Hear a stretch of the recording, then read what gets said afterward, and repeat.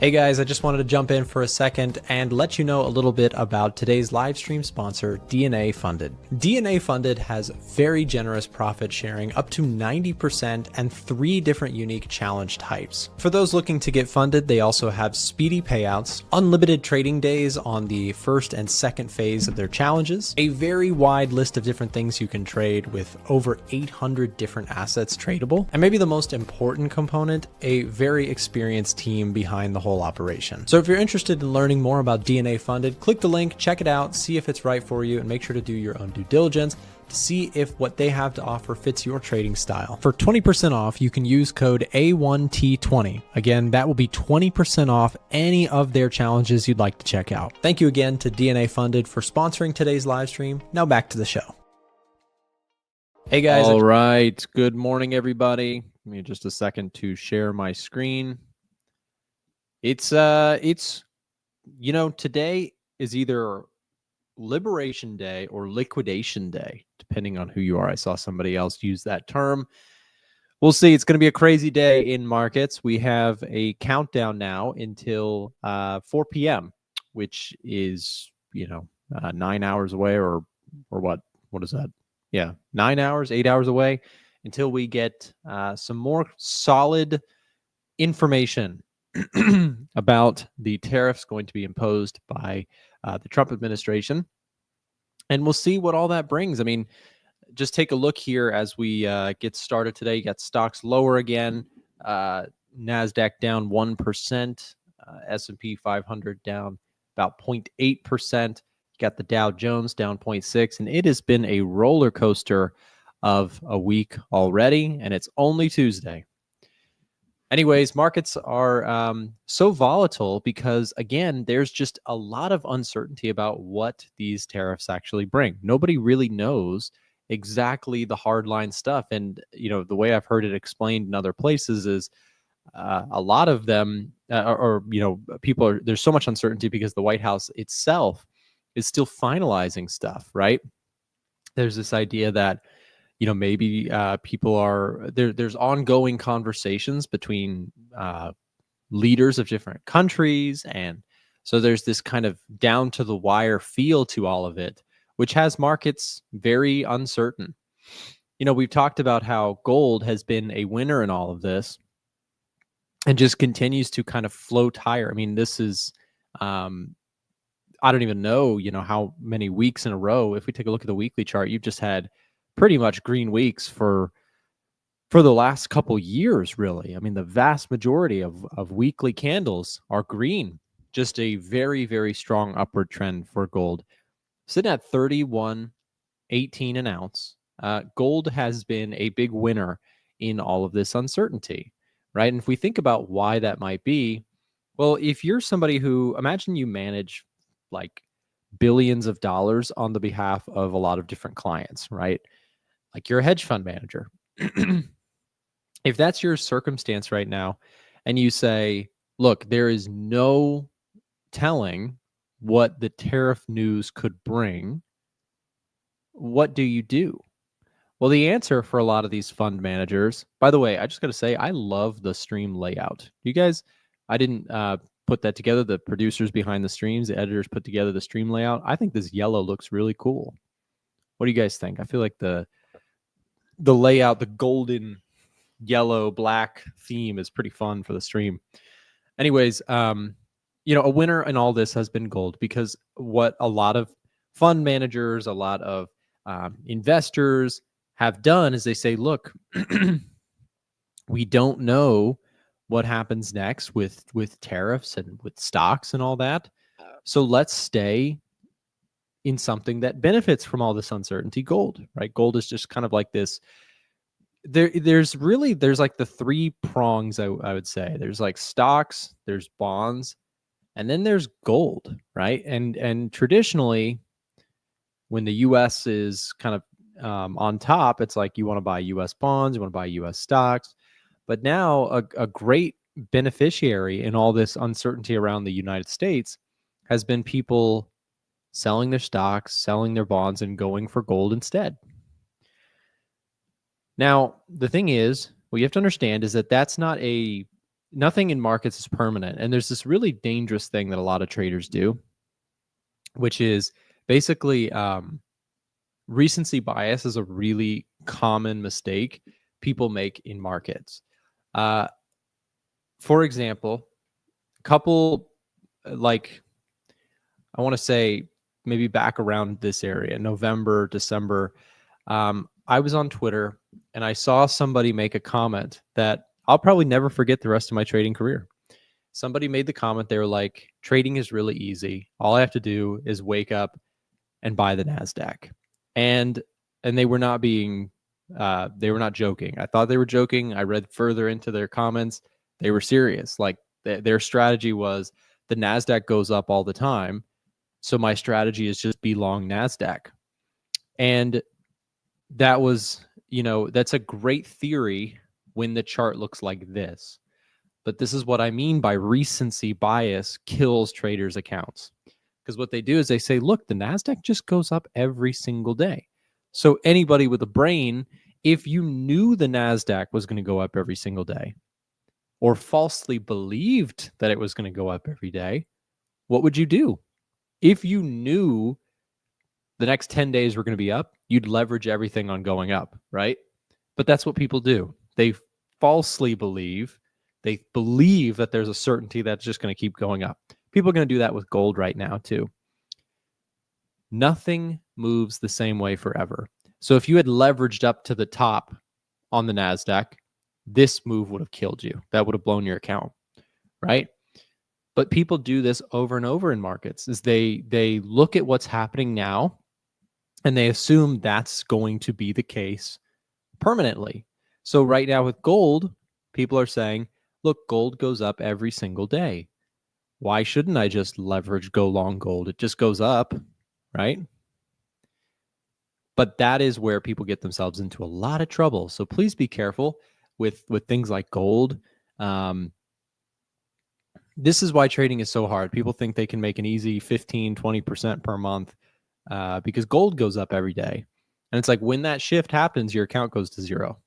If you're leveraged up and you're trading irresponsibly. The only way to trade,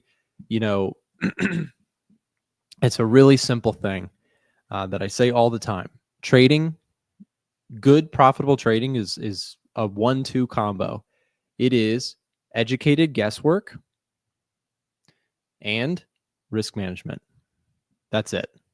Every profitable trader I've ever known, ever interviewed, ever been friends with, ever discussed with in my own trading, every person I've ever met who has been successful in markets does not speak with certainty about what the market is going to do. They don't know, right? There's no certainty. There's educated guesses, but there's no certainty. And they have small trades small size per trade. Every single one of them. I hope somebody just heard that and that clicked with them. If you are taking 5% risk on every trade, you're going to blow it. If you're risking 10% per trade, you're going to blow it faster. If you're risking small per trade, slow and steady is boring and frustrating, but it's what works. And it's what all the profitable traders say and do. Okay? Just be careful. Gold has been going up and up and up.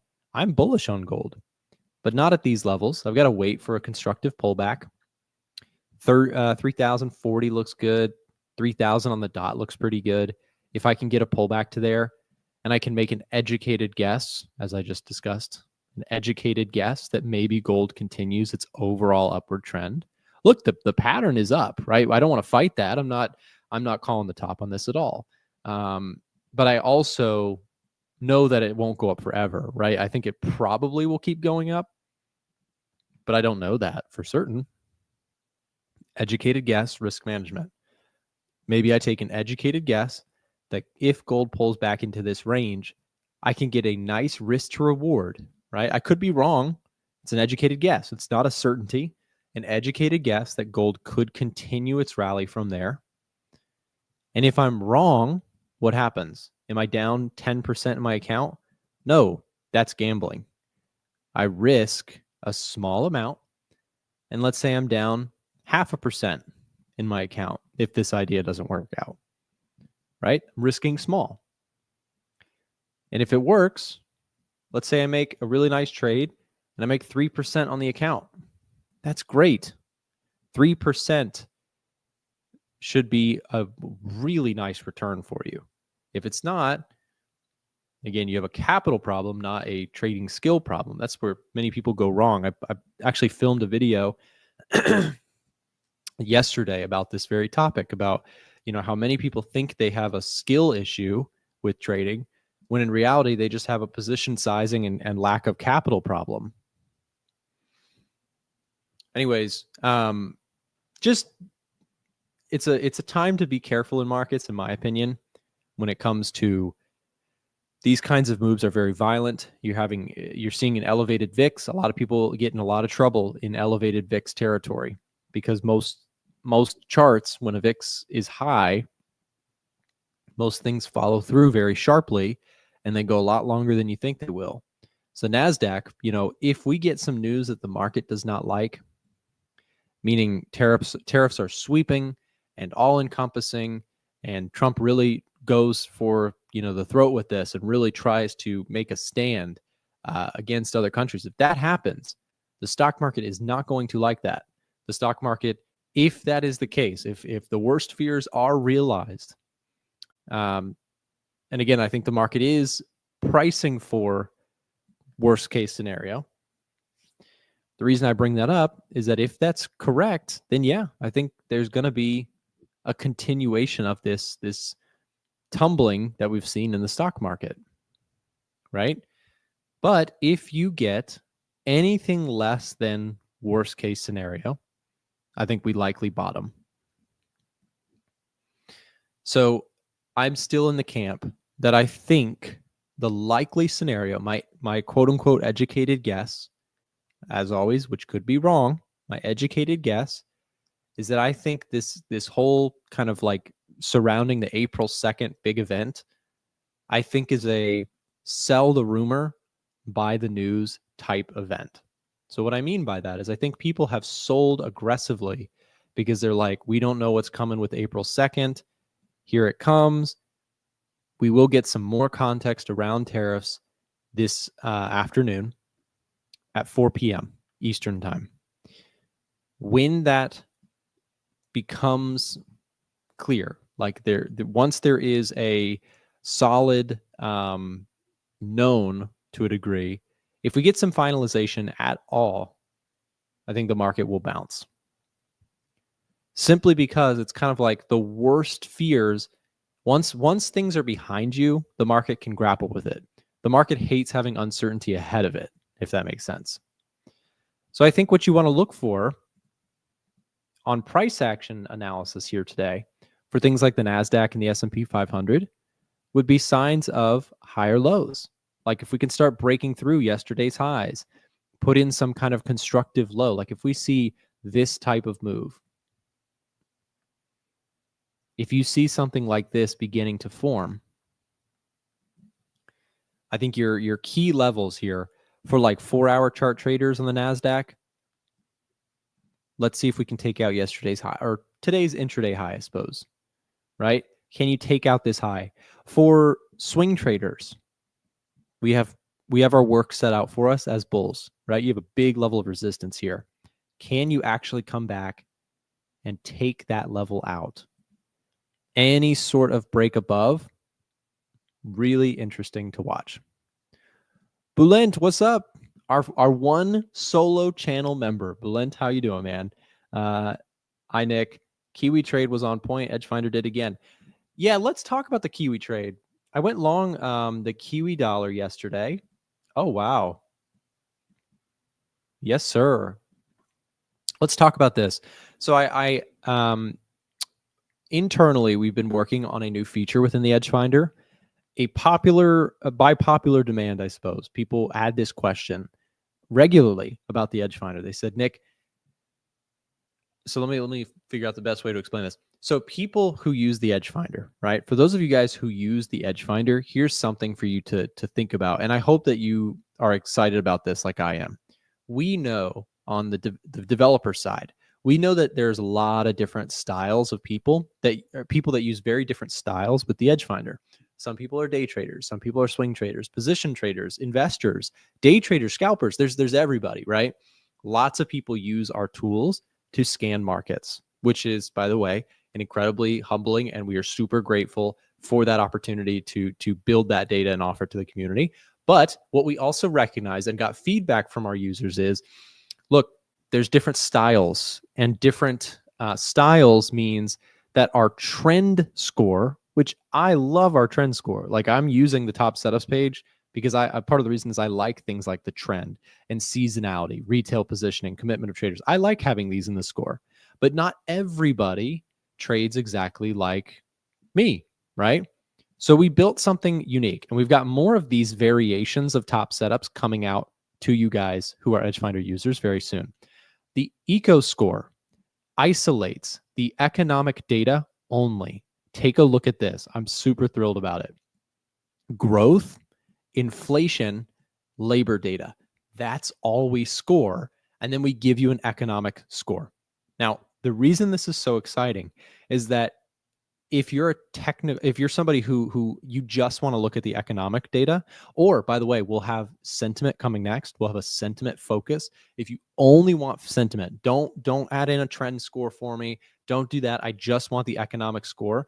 The big request people have had has been, can we get some more isolated scoring or mix and match our own scores?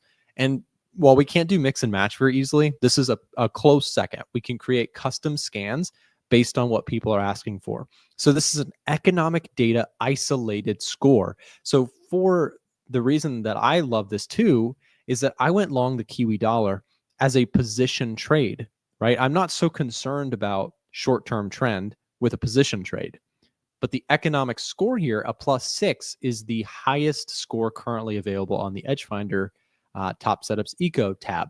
Now, it can go higher or lower than that. Just, I mean, like right now, that's the highest score. And the lowest is dollar CAD getting a -6 economic score. What that means is it's looking at only the economic data and then basically giving us a summarized scoring for this. So the Kiwi dollar got a very strong score here. And we can see this is pretty obvious when we pull up our economic heat map and we take a look at New Zealand, right? New Zealand has a pretty solid basis here. A lot of economic data has been upbeat in relation to expectations for New Zealand. Now, again, for example, their forecasted GDP growth quarter over quarter was expected to be 0.4%, came in at 0.7. It's a solid beat. Inflation's a little bit hot there. That could be strong for the currency, right? 2.2. I mean, it's not, it's a lot closer to their target of 2% than the US, but this is, again, a beat, whereas the US actually saw, some progress in inflation on the last report. So when we compare the two currencies, right, the economic focused top setups score gives us a +6 for New Zealand and CAD Swiss. Lo and behold, these are two currency pairs that I have long positions on. So that is not coincidental. That is why as a position, when I'm trading Forex on a position trade basis, I'm willing to hold stuff for a little bit longer, and it's not necessarily about the technicals for me. It's really fundamental and more mean reversion focused. So I don't necessarily need that trend filter. Hopefully that makes sense.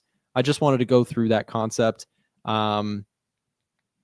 What is score next to eco score? That's a good question. That's just the normal score. And I'm not sure. I'm contemplating if I want to keep it there or just completely remove it. That's the normal top setup score, including sentiment and trend, right? So we just have these narrow focused top setups variations. These algorithms that are excluding other pieces from their scoring are coming to the EdgeFinder. And I think that's a cool feature. And a heavily requested one. So, for those of you guys who have been waiting for that, thank you for your patience. We will, pretty much always be, when it comes to like which way we go with the EdgeFinder, we always develop in the direction of what we hear most frequently from people. So if people are like, hey, please do this. If one person says it, we're like, okay, we'll think about it. But if a lot of people start saying the same thing, usually our dev team picks it up and we start working towards that. EdgeFinder's changed so much since the first version. You've done a brilliant job, Nick and team. Thank you very much, Bashy. Yeah, no, we've had a lot of fun building it. So this month is 3 months. I'm sorry, 3 months. 3 years since we initially launched to the public the EdgeFinder. It's been in development longer than that, but it came public April of 2022. And to celebrate that, we are currently doing our biggest sale of the year on the EdgeFinder. If you have not heard about this, here's some information for you. So the EdgeFinder right now is 45% off right now to stream viewers. It's the biggest discount that we do all year long. It will not go lower than this. 45% off is the biggest that we do all year long. It's gotten better and better every single year. The prices do go up over time, but right now you get access to it for 45% off. Yes, this is a sales pitch, but it is one that you do not want to miss. This is the lowest price that you'll get all year long. If you thought about it, if you want some information about that, head over to a1trading.com/edgefinder, or we'll drop a link here in the chat right now to where you can speak directly to our support team and get signed up with that discount before it goes away. Like I said, that is the lowest price that we will be doing all year long in the EdgeFinder. You will not get it at a lower price. So there you go. NASDAQ down 1.2% now. Stock market's not yet open here, and it's going to be an interesting day, man. When I look at the NASDAQ, when I look at the S&P, it's price action's wonky, right? It's a little wobbly out there. I bought some stocks here recently. I bought Meta stock. Is Meta doing okay today? I bought Meta a couple days back, right towards the lows of this, to be honest. But we'll see if that low even means anything after today. It could take out those lows and keep going lower.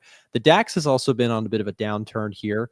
Not a huge massive sell-off compared to like U.S. indices, I guess. Well, this is still an impressive pullback. You got a 6.36% pullback.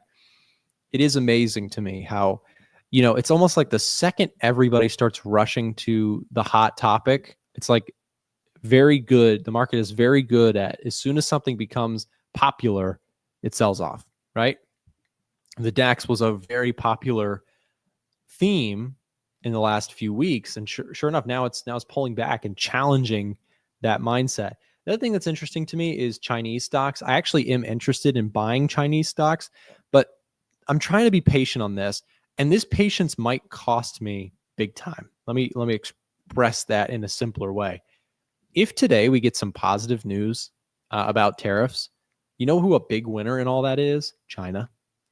If tariffs are less oppressive than the news headlines will have you believe, if they come in exemplary, I don't know if that's a word, if they're not super sweeping and, there's just more of a emphasis on negotiation and, concessions for certain allies that will make certain things happen. Like if there's leniency, do you know who a big winner in all this could be? China.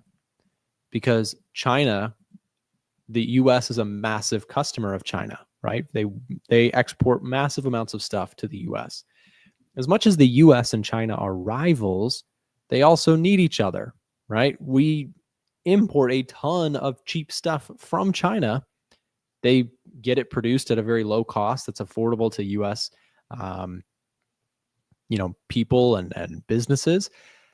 And China loves it because, of course, we're their big customer.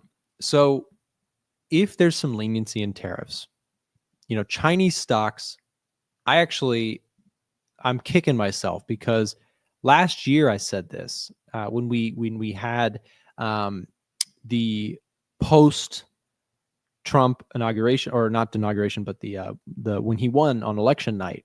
One of the themes that I really thought would be great would be China, because again, people are going to fear the worst. So he had a big fight with China first time around, but then he started speaking. He still speaks very positively of President Xi. It seems like Trump wants to make a deal with China, and that he doesn't want ultimately this horrible trade war like we, got all scared about in 2018, 2019. Trump remembers that, right? The stock market went down like 22% real fast. So he remembers that, and he doesn't want a weak stock market. As much as, people are short-term focused, they're like, oh my gosh, he's not saving the stock market. The stock market's down modestly. In all actuality, is this really that big of a sell-off? 10% at the peak, that's not abnormal. I think this is my opinion, and this may not be fun, but the Trump put, in my opinion, doesn't really come into place until you start getting like 15, to 20% down in the stock market. What do I mean by Trump put? Well, Trump wants the stock market to go up. Every president wants the stock market to go up, right? It's in some ways a scorecard. But you know what else is a scorecard for Trump? The 10-year yield. This is a scorecard for the Trump administration. They want interest rates to go down. And the reason they want them to go down, it actually makes a lot of sense. You may disagree, and I think you're valid for maybe not loving the ways that they're approaching this tactical goal, but this is a tactical goal that everybody, bipartisan, has an interest in. Interest rates going down helps the Fed better to administer their massive national debt. So interest rates going down is a good thing. Where people get all sorts of controversy going is, well, do you want interest rates to go down because the economy is crashing? Because that's not fun, right? That could be, you're opening up Pandora's box with that one, right? The economy starts crashing, things start popping out all over, things start breaking. So you don't necessarily want that. But the 10-year yield going down is a major emphasis from this administration. They want lower government spending. They want, so that the national debt can be worked on, if you will, which is again, not a controversial thing. Everybody wants the national debt to go down. It's just people debate how best to go about that. But they're getting into some of the biggest spending points. This is what I kind of see with this. Military, right, is a huge thing. Well, if you have more global peace, if that happens, and it's a big if, it's a huge if that happens, if military budgets can go down globally, if things resolve to a degree, that reduces one of our massive spending. And then national debt. We spend more officially in the United States on debt, administering, just paying the interest on our loan or on our borrowed money than we do on the military. That changed fairly recently. So we want, this is the idea, I suppose, of the Trump administration. They want lower interest rates. They want to be less involved in military things so we can spend less money on the military. And they want stuff to go more private than it is, they want it to go government run, right? They want more things to go to the private. So again, most people would say, yeah, these are great things. It's just how you approach them. That's where the controversy is. Nobody, wants the national debt to spiral higher and be a massive problem. Like, everybody wants it to go down. It's just the debate is, how do you get it down? And so, again, the reason I'm getting into all that today, you might say, Nick, what does this have to do? Well, I'm saying that I think that the market going down 10%, I don't think that's getting the attention that some people think it is. Like, if some people think, like, oh, this is going to get Trump's attention, he's going to back off. Well, he may be more interested in getting interest rates down in the short run, right? And so that might mean more pain in the meantime. So it's just something to think about is, with the concept of, well, Trump wants the market to go up at some point. He does. But is that at these levels, or is that down here that he really gets concerned about it? And I would actually say probably more pain is acceptable, in at least from what the administration seems to be telling us about what their goals is. We'll see. That's just my opinion. Of course, I could be wrong, but the reason I say that is, like, okay, could there be some sweeping, tariffs that send us lower across the board on markets today? It's possible, right? I still, though, however, think that my educated guess is that the market has feared the worst, and that what happens today will be less terrifying than what the market thought, and that we could at least put in a short-term bounced low. We'll see. We will certainly see. Of course, lots of stuff happening upcoming soon. I mentioned the EdgeFinder a second ago. Let me just remind you, the offer that we're doing right now is currently our biggest discount of the year. It is currently 45% off for stream viewers. We're celebrating 3 years since we launched the product. 45% off. Here's how you get access to the sale.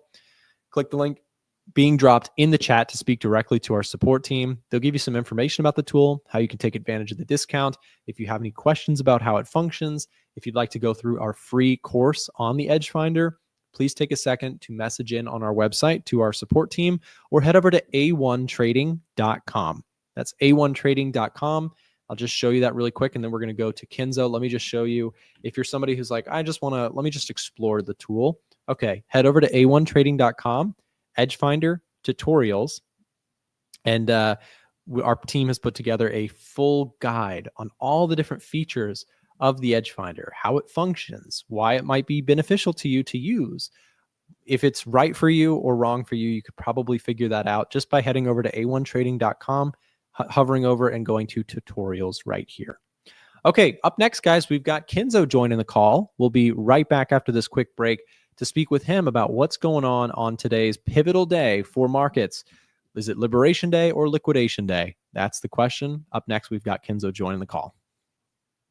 We launched the EdgeFinder 3 years ago in April of 2022. And now, years later, the tool has helped thousands of traders take their fundamental analysis and sentiment analysis to the next level. Traders can track things like the commitment of traders data, which shows institutional money flow, whether they're buying or selling certain assets like gold and currencies and indices. Additionally, we've made economic heat maps that allow traders to track easily the fundamental or economic data trends that we're seeing in markets right now. You can also track retail positioning and see what the market sentiment on your favorite assets are right now to look for some contrarian signals. And of course, it strings it all together with the top setups algorithm, showing traders the most convicted top ideas that the EdgeFinder is producing now. The EdgeFinder has helped traders go from beginner to pro in terms of the fundamentals, and has helped many traders go from unprofitable to finding the missing pieces in the name EdgeFinder. So if you're not already using the EdgeFinder, let me tell you about the biggest discount that we offer all year long, starting right now. The 3-year anniversary sale is going to be our biggest discount that we offer all year long, and it is now available to people who are watching right at this moment. Traders looking to get access to the EdgeFinder can take advantage of this massive discount for a limited time using the link in the chat being dropped right now or in the description of this live stream. If you've been thinking about getting a copy of the EdgeFinder, do not miss this opportunity. It is the lowest price that we do all year long, and it's a one-time payment to get access to the tool. So don't miss it. Celebrate 3 years with us by getting yourself a copy of the EdgeFinder at the super discounted prices. Thanks for watching. And now back to the show. Kenzo, good to have you back on the show, man. How are you? I'm doing great. Thanks, and you, man. I'm doing well. It's good to have you back on. Love the hat, by the way. Today's a big day. We've got countdown to the quote unquote Liberation Day. I don't know if you heard my little joke, but I've been saying it. Is it Liberation Day or Liquidation Day? That is the question, and we will have to see when it comes to the market's reaction. What are your thoughts? I mean, we've had a lot of bearishness out there, right? The news media have been going, they've been going crazy with all this this uncertainty. They've really put out a lot of fear, uncertainty, and doubt into the world. What do you think about this? Is this more likely to be a bottoming point for the market, or do you think this is just the beginning to the sell-off that we've seen? I think it might, at the moment, it's a bit confusing. But Trump is going to speak, I think, later on today. I think from there, we're going to have clarity. But I think the market is already panicking. Yesterday, it was pushing up very nice. That shows the fear from traders or investors. So I think if maybe they continue with 25% tariffs, one way or another, that is going to affect the market in a negative way. It might be a short time, but I think we might see a sell. But from what we see now, it's like the market already tried to show us that support area, that it's actually valid. So maybe the market might touch that and continue going up, or maybe Trump might use a softer tone. Maybe that's what will help the market. But at the moment, it seems like things are going to melt at the moment. Yeah, it's been, well, price action definitely has been rough in the last few days. You can see, we had this big sell-off, pulled back into this area, found resistance here, and have continued to push lower. My question, though, is, how much of this fear is already in the markets. And I guess, what is the market positioned for? And what I think it's positioned for is it's positioned for the worst case scenario. What I mean by that is like sweeping tariffs, and Trump's going to make a stand, and the market seems to be predicting that Trump is going to come out and he's going to swing the bat in all directions. That's what the market seems to be. So as you mentioned, if there is some softness that comes in, some considerations, some exemptions, some negotiations, some delays on tariffs, if the market sees that from Trump, I think there is a very, well, I should clarify, if the market sees any of that, even a little bit of that, I think that would be a bottoming potential for the market. But right now, as you mentioned, we're on a slippery slope, and the default seems to be sell now, ask questions later, at least until we get some more clarification around the tariffs. Exactly. I think everyone at the moment is just thinking about bearish without any deeper understanding, because it's like, if you check the news, there is always breaking news. Trump is going to speak 25% tariffs, so that by itself, it creates this panic, even though there is nothing much to support that. So that's why we say maybe Trump might use a softer tone. I think that might change, because I think he already sees that it's not really good for the markets. And he might change. He might say, okay, we will delay this and that, or we will have a deal with this country or this, whatever. And I think that might be a good thing. And it might happen. I think they are leaning to that direction, because this is not the first tariff. If you checked the previous one, they were all postponed for later date, or to do some investigation on that. I think even this one might be something like that. So yeah, I think we will see. We will just see. But if maybe it goes on that for a week or two, maybe we might see a slower sell-off. But still, even though we see the sell-off, it's still not really reflecting what we can see from the companies, because most of the companies were doing perfect. So I don't really see the reason behind that, why we see the sell-offs and stuff like that, especially on the indices.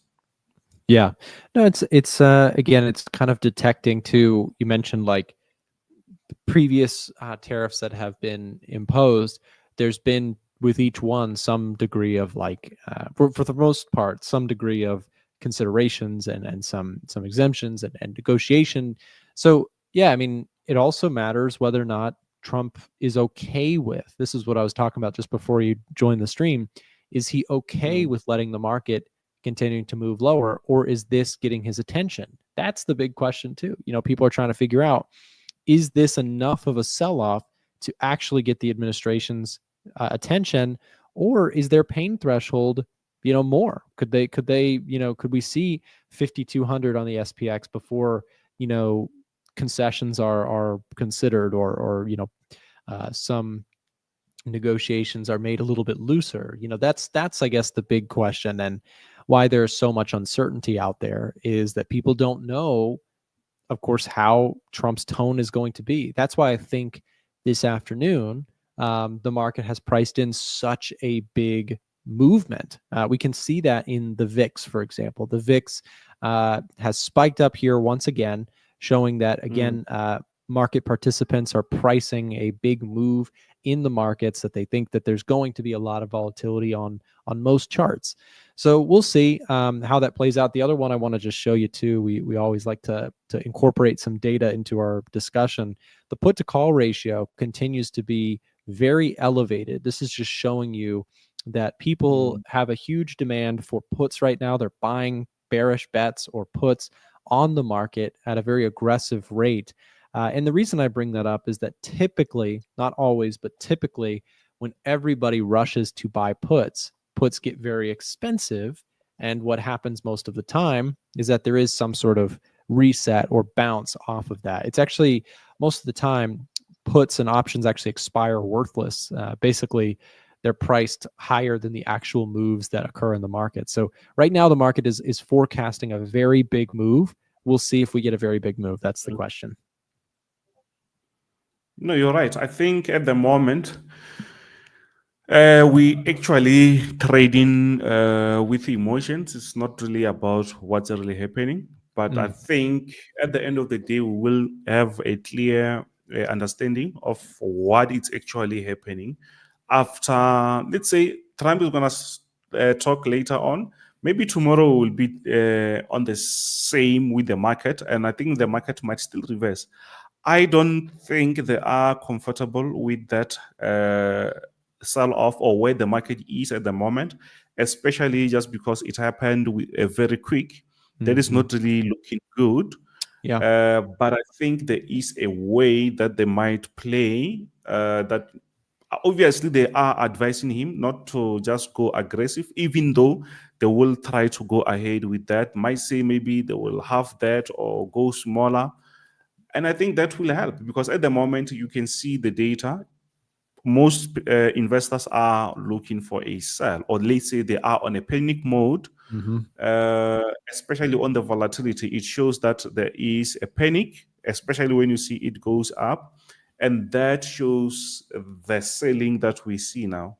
Because you can see during around once the market opens, mostly we see a very nice bullish moves, but later on it seems like investors start to think twice that you know what, things might change very quick and the selling continues again. So I think those support areas, they are very important at the moment. If they break, it means we just have to wait because it might seriously create another panic on top of the panic that we have at the moment. Yeah, and again, I like that point that you made. The speed here might actually be what gets the attention of the administration. Is that really sharp sell off? This move was the 5th fastest in history in terms of a 10% decline in the stock market. I saw that on I can't remember where I saw it, but it was they pulled up the records of how fast pullbacks have occurred from peak to 10% drawdown. And this is the 5th fastest of history, which is, that's something to point out. And so the theory there is like, well, if we don't, reach any sort of conclusion, if some resolution does not come out of all this, you very well could see that trajectory continue for a little while, which I think is what the market is, or what, to your point, might get the attention of the administration. So we'll see. But back in 2018, we've talked about this many times, but in 2018, 2019, there was a very sharp sell-off that we saw occur in the second half of the year. This was Trump and China, the tariff war stuff going on. You can see the NASDAQ was at one point down almost 25%. So pretty good sell-off. And it can happen very quick as trade dynamics changing. There's that 10% move, and then we had a little bit of a bounce, and then we just ultimately continued to progress down to almost a 25% drawdown on the NASDAQ. So, it's one of those things, we got to watch price action. To your point, we're sitting at some key levels of support. The question is, can we actually hold them, right? Is this a point where you want to say, okay, we've found a bottom or not? And what I think for me personally, a real thing that I'm looking for is this level to actually break and go bullish. So I guess I'll give you my what I'm actually willing to do in the markets. And I think that's important that we talk about that when we're streaming here. We talk about like trade ideas that we're really looking for. For me, if we get the bottoming formation start to occur, what I'd like to see would be a breakout above this key level of resistance when looking at the NASDAQ. And then pullbacks, I'd probably be a buyer if we get some follow through like that. What about yourself? Would you look at any sells on the NASDAQ, S&P, US 30? Would you look to short at all, or would you also be waiting for signs of a breakout for bullish setups? Yeah, I think sometimes it's quite difficult to look for sells, especially on the indices. Because I do follow these companies and they do perform very well here and there. So the thing that you talked about, the China tariff, US and China tariffs, or trade war, 2022, I think, or before that made the market to sell for maybe 12 months or something like that. And if you check, it was only against one country. Now it's like more than one, like Yes. more than 10 or more than 20. So that it's scary.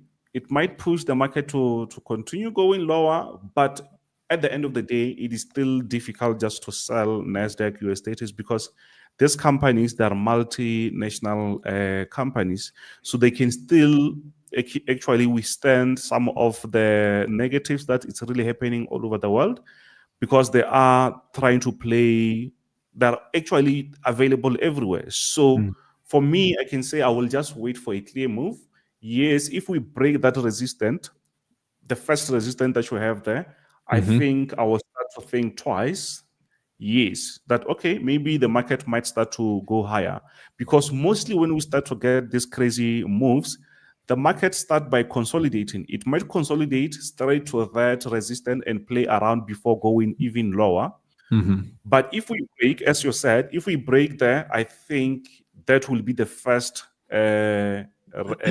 point to say, okay, maybe the market might push a little bit higher. Plus, if you go a little bit back on the same structure, I think that zone was something. So you can see that if the market struggle to break that level, that might be something else. Yes, if you go back, or you can thicken that, you can see even the structures on top there in the middle, they were touching that zone.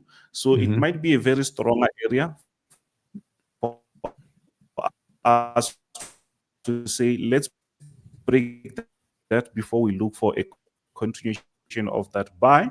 But if we struggle to break that, the market might just continue going lower, especially if we look at it as the tariffs are against multiple countries. So it's a serious trade war. So it might affect the US stock market very badly. Yeah, I agree with you. And then you laid out a good example of why, in general, it's just hard to short indices. It's tempting because when indices sell, they sell very violently, right? They move very, very quickly. The challenge to shorting indices is that, as you mentioned, these are great assets. These are companies that are ATMs. They're cash machines. They generate tons of profit. So it's very hard to short those things because there is a huge demand for them when they go on sale oftentimes. And so these bounces can be very violent, right? This move on the NASDAQ from the low to this high was like a 6+% move higher. So you had a really good bounce on the NASDAQ very quickly.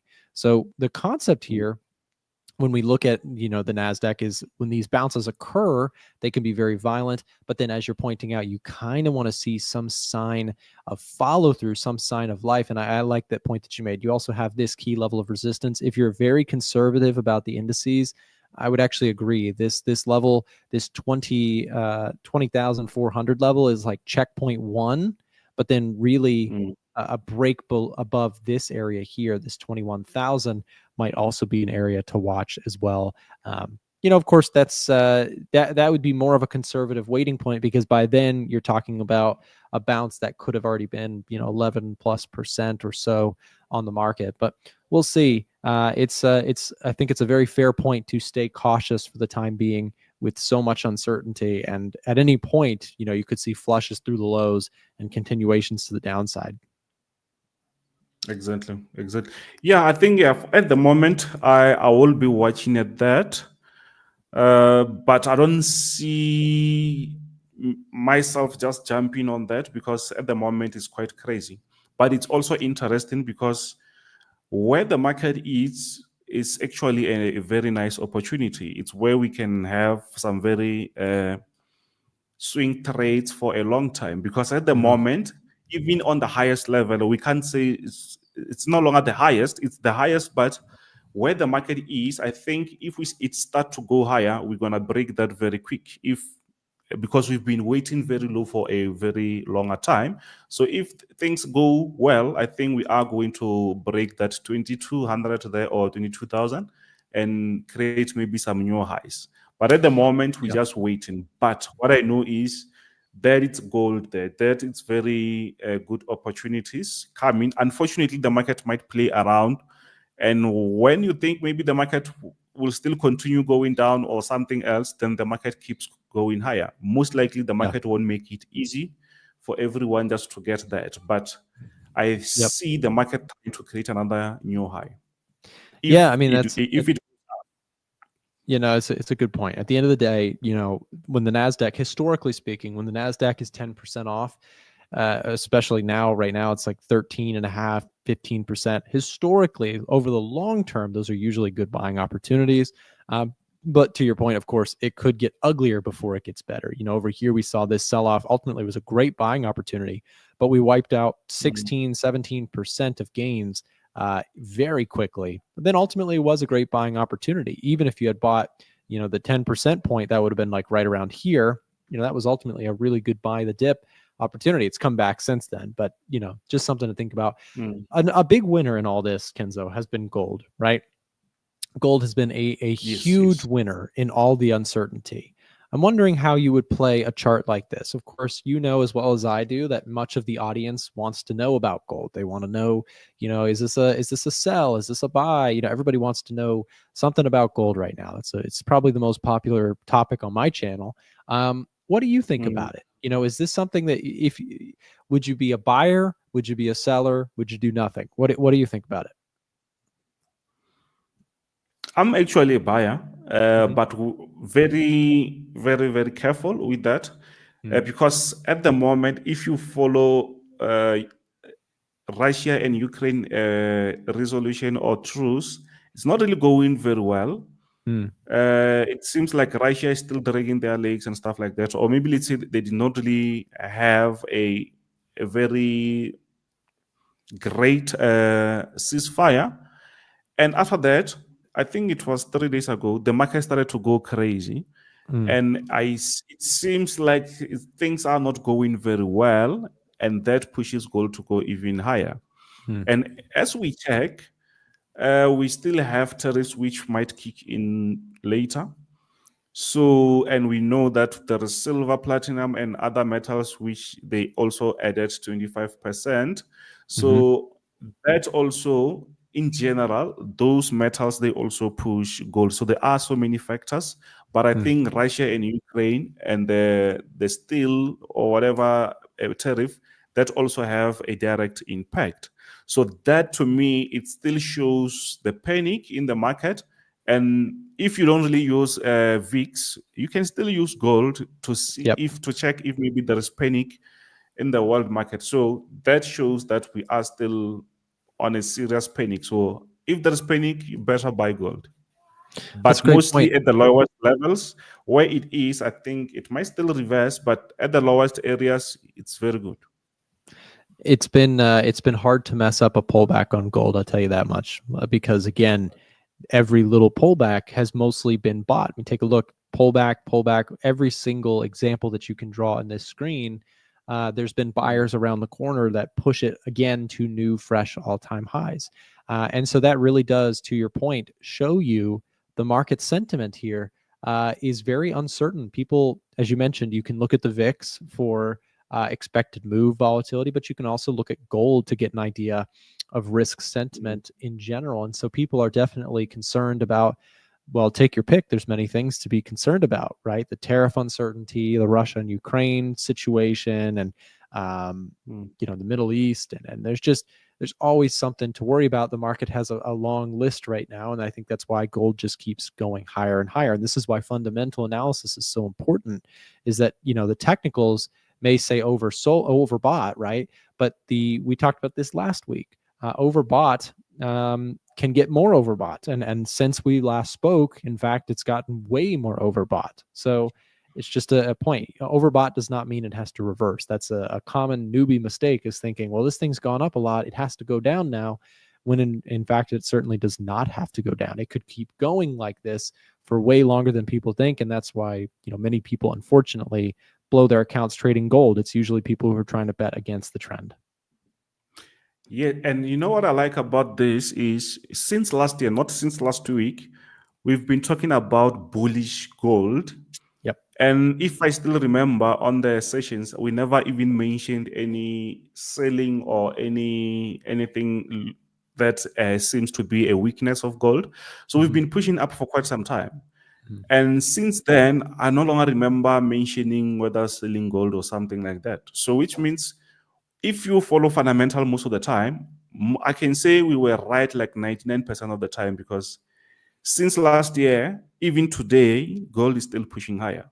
Even last week, we were talking about that. It is still higher. And we can still break whatever the number are there. We might go to 3.5, 3, whatever, or it's 4,000. But what I like is I've been talking about bullish. Some people will say, no, why this thing is overbought, 123, 123. But I think just because they don't really understand the fundamental part of trading, and mostly maybe they sold. But if maybe we're buying, we can just look on the chart.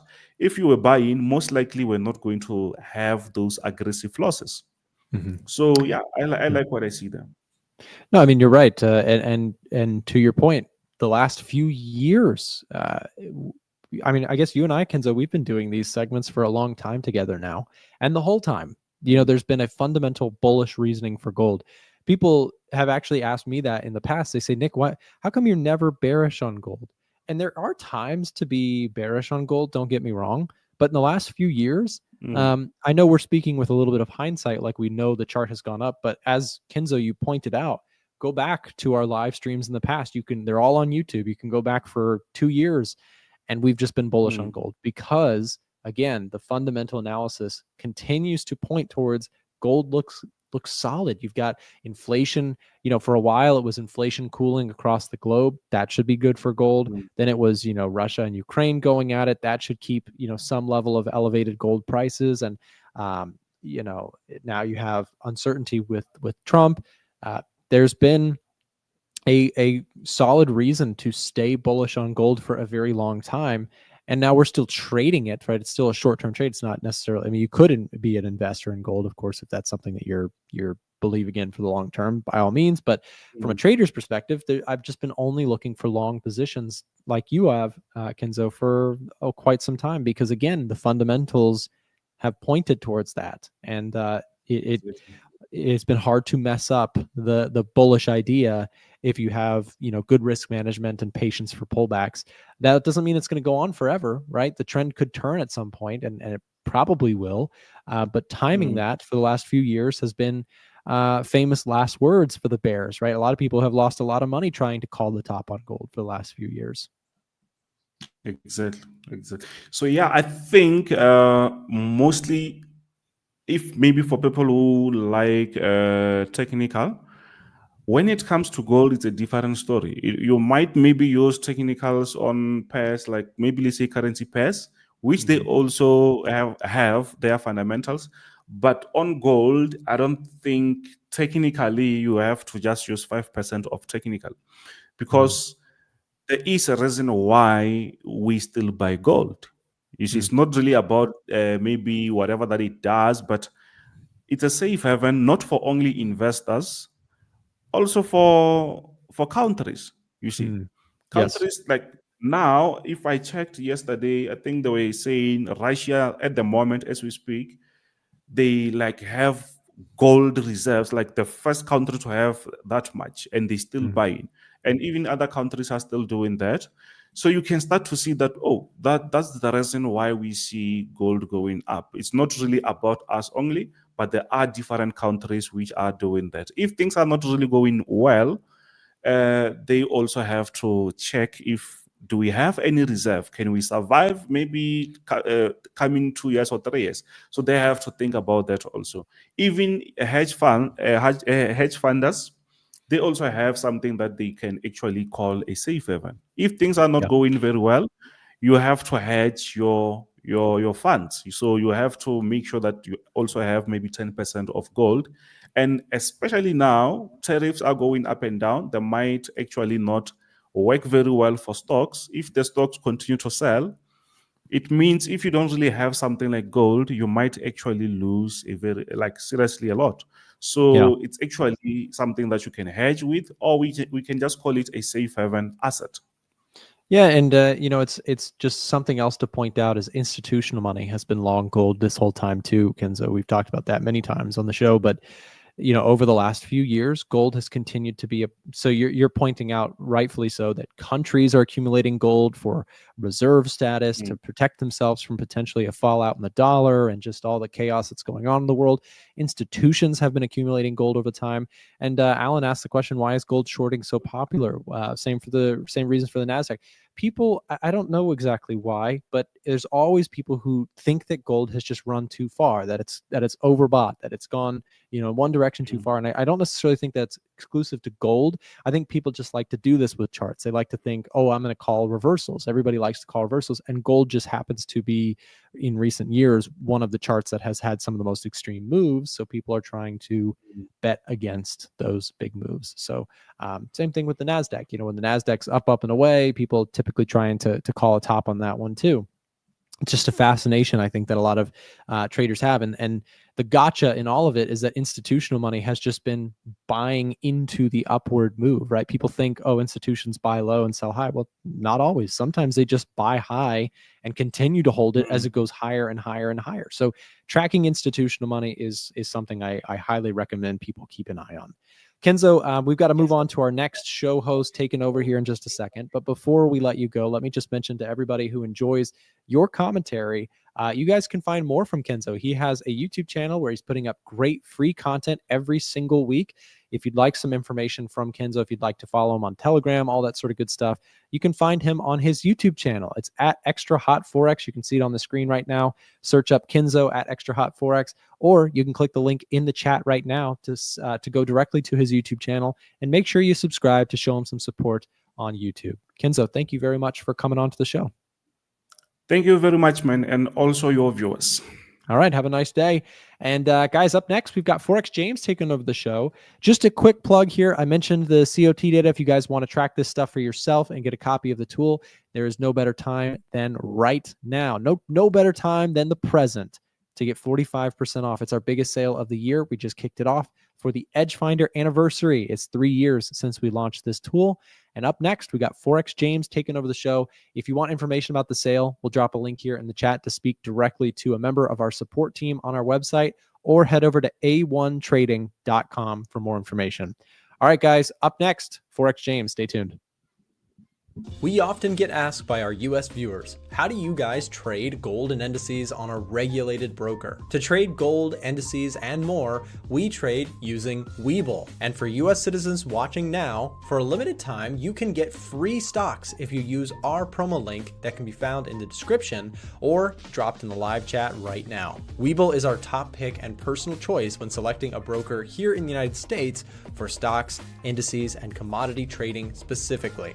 Get your free stocks now by clicking the link and signing up using the instructions found there. Now, back to the show. Hello. How's everyone doing? Hope you're all well. I've got some information here regarding tariffs if anyone is interested. I'm not going to read this whole thing, but feel free to pause and read it or screenshot it. But the broad-based scenarios is quite important, so you should take a mental note of this and obviously pay attention to what Trump says. So 10% tariff, assuming a blanket 10% tariff that also cancels or replaces Canada, Mexico tariffs, but not China, S&P or the SPX is likely to gain 2 to 2.5%, 10-year yields higher by roughly 10 basis points, euro dollar falls to 106 to 107, currently around 108. 25% tariffs, S&P or the SPX declines 1.25 to 1.75%. 10-year yields fall 12 to 14 basis points, euro dollar falling to 103 to 105. As the US dollar behaves as a safe haven. 35% tariffs, S&P or the SPX declines to 2 to 3%. 10-year yields fall 20 basis points, and euro dollar can fall to 101 to 103. So this is from JP Morgan, by the way, if anyone's curious. So keep that in mind. Just pay attention to what is going on, because it will be possibly quite impactful, or it could be a whole nothing burger. But I'd rather be prepared for something that's not going to happen than unprepared for something that does happen. So gold bears must be on lower time frames. Yeah, gold shorts for me are just not the play. I'm quite exposed actually going into this week. 'Cause it's not just tariff news. We've also got US news. So we've got the unemployment rate. We've got NFP. I think we've got Powell speaking on Friday as well. I think maybe. So I've got a DAX short. We called this morning. Still in silver longs. It's just not really doing too much. It's pretty sideways. Still in the long position on Google. This is more of a long-term play, so I'm not too concerned about that. Australian dollar New Zealand has been a bit of a painful one. So this market's very, very sideways.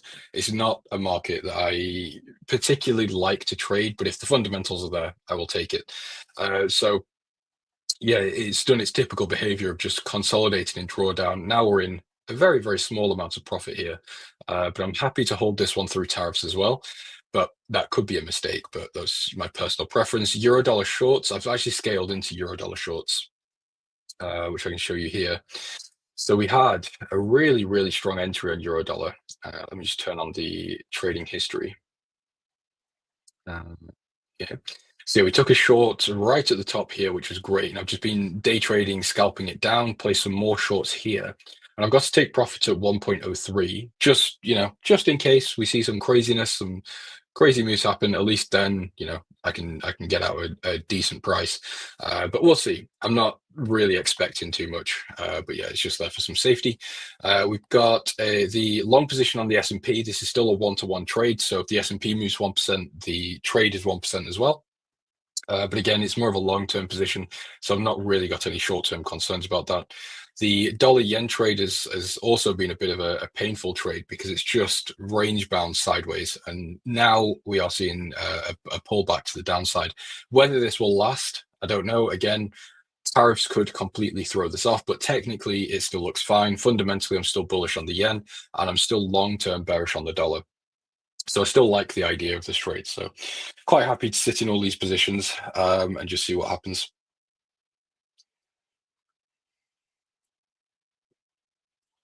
Yeah, it's not heavy. Yeah, it's not an FOMC or anything like that, but it's still, still useful to pay attention to what's going on. So regardless, lower dollar. Yeah, we are seeing a lower dollar actually into today, but I would expect the dollar to start gaining value tonight as we go into the Trump speech. I think it's around 9 p.m. UK time, so it's quite late, but what can we do? I did email Trump and ask him to do it a bit earlier, but he told me to F off, which I thought was a bit rude. ADP had a good result. I think it can influence gold a little bit. Forex God tier, probably not. ADP is not a big deal, to be honest with you. It can be used as a little bit of an indicator for NFP, but it's not very accurate, and it shouldn't really be used like that. So, yeah, wouldn't really be paying attention. Yeah, it came out at 155, so it did overshoot quite nicely. But I mean, if you're saying ADP affects the market, why is the dollar down and ADP overshot? But yeah.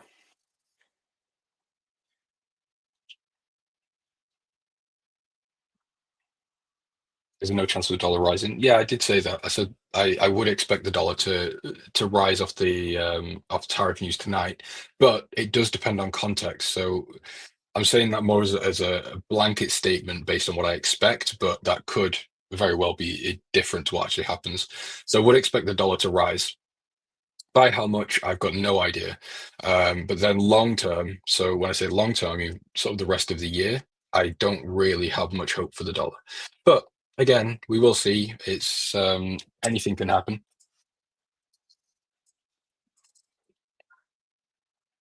I'm thinking the dollar could follow 10-year lower. Yeah, that's also not out of the question. I'm not in a position to be trying to make any predictions right now, to be honest with you. I'm quite happy to just sit in what I'm in, and if it stop losses are hit, it's what it is. If we have profit, it is what it is. It's part of trading, really. Did you recap Aussie New Zealand? I touched on it, but I didn't really go into it. But yeah, I think the fundamentals for Aussie New Zealand are completely fine. Let me just see if I've got research for this one on hand. I do. So this is a slight plug, but it is free, so don't worry. If you go onto the Elite Traders website, go on global research, click on the most recent one, and this is all economic research that we put together every week, and it's completely free. So if we're going to trade ideas, you can see we are getting signaled into a short Aussie New Zealand, and the economic reasoning is the Reserve Bank of New Zealand remains the most hawkish central bank in the G10, maintaining a restrictive policy with no immediate plans to cut rates. In contrast, the Reserve Bank of Australia has already initiated rate cuts amid election-driven fiscal expansion and disinflation. This divergence in policy outlook and fiscal risks favors New Zealand outperformance versus the Australian dollar. But, and the big but, is we did get the rate decision by the RBA, and they held rates at 4.1, and it didn't sound very dovish.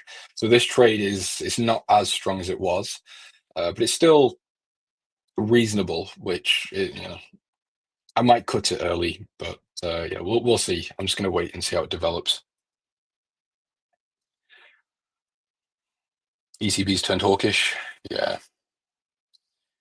Well, this is the thing. I'll be honest. I've been very transparent about this the past week, 2 weeks. I'm a little bit clouded when it comes to the currency markets. I'm a little bit on edge isn't the right word, but I guess uncertain is probably the right word. But it's clearly reflected in the markets. I don't think it's just a me thing. If you look at the VIX is rising as well. So I'm not looking really to be in any positions for too long. These are, I'll be likely cutting them at 1.5% gain, which is exactly what I did last month, and it worked out very, very well. Just reducing targets, taking what I can get.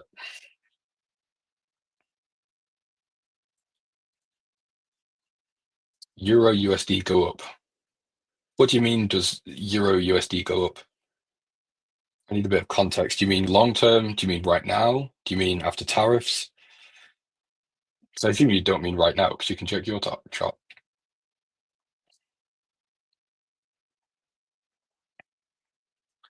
Yeah, Alan gets it. It's difficult. It's one of those times where I'm not comfortable really doing much. So these trades were placed, but yeah. Anyway, what I'm trying to say is I've just got no idea. I just joined. Is Trump speaking on tariffs today? Yes, he is. 9 p.m. UK time, but obviously I don't know where you are. So the time will be different for you, likely. For one splash an agreement. Yeah. So I would expect gold to drop off, actually. Not massively. I'm not saying we're going to get a huge gold crash, but gold has been obviously driven by a lot of market uncertainty, risk off. But once we get some clarity around tariffs, it wouldn't be a surprise to me if we do see some profit taking. So again, I'm not saying we're going to have some huge downturn back to the 2000s in gold. I'm just saying some sort of downside. Where's my arrow here? Some sort of potential pullback, whether it be small, medium, large, I don't know, but it wouldn't be a surprise. So just be very careful if you are in gold swings. Yeah, just watch out, because again, if we've had if this has been driven by a lot of uncertainty, I want to keep money in gold because I don't really know what's going on in the economy, or I'm concerned about tariffs, whatever it may be. And then we get the tariff news. Let's say it's crazy or it's not crazy. We could see gold continue higher, but then eventually, once the markets digest that news, once we all have clarity and the markets are, I'm going to say back to normal. Hopefully, you know what I mean by saying that. Then yeah, maybe some downside on gold is to come. Because again, if I keep saying again, but I've spoken about this previously on streams. But normally with gold, when we reach an all-time high, we'll often consolidate, have a profit-taking move, or just some pullback, and then the continuation. We've not really had that since this high. So if you look, we broke 3,000, which was a huge psychological level. We saw a very, very small consolidation, and I thought we were going to see some pullback here, and we didn't. We went higher. Same thing here, very small pullback. Obviously, I'm saying small because I'm looking for a swing trade. So it's not enough for me to want to buy at that level. And then continuation higher. We've not had a healthy downside on gold yet, or for a while at least. So I'm not really interested in trading until we get that.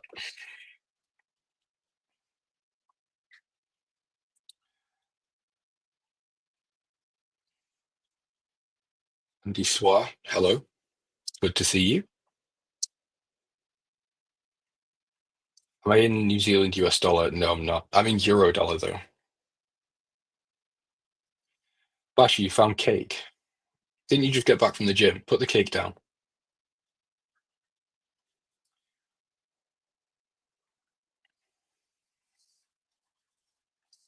Okay. So yeah, there's nothing, and I mean absolutely nothing on my watch list right now. Just because, again, as I've already said, the markets are quite busy for the rest of the week. We've got tariffs tonight. Then Friday we've got NFP and employment. So yeah, I'm just not really bothered about placing new trades right now.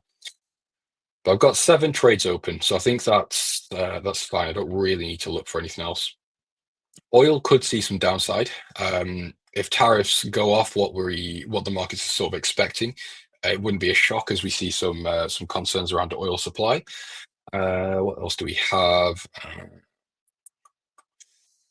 We already discussed when I first came on the sort of potentials for the S&P, but you know what? I really do think we're going to get a run-of-the-mill standard speech.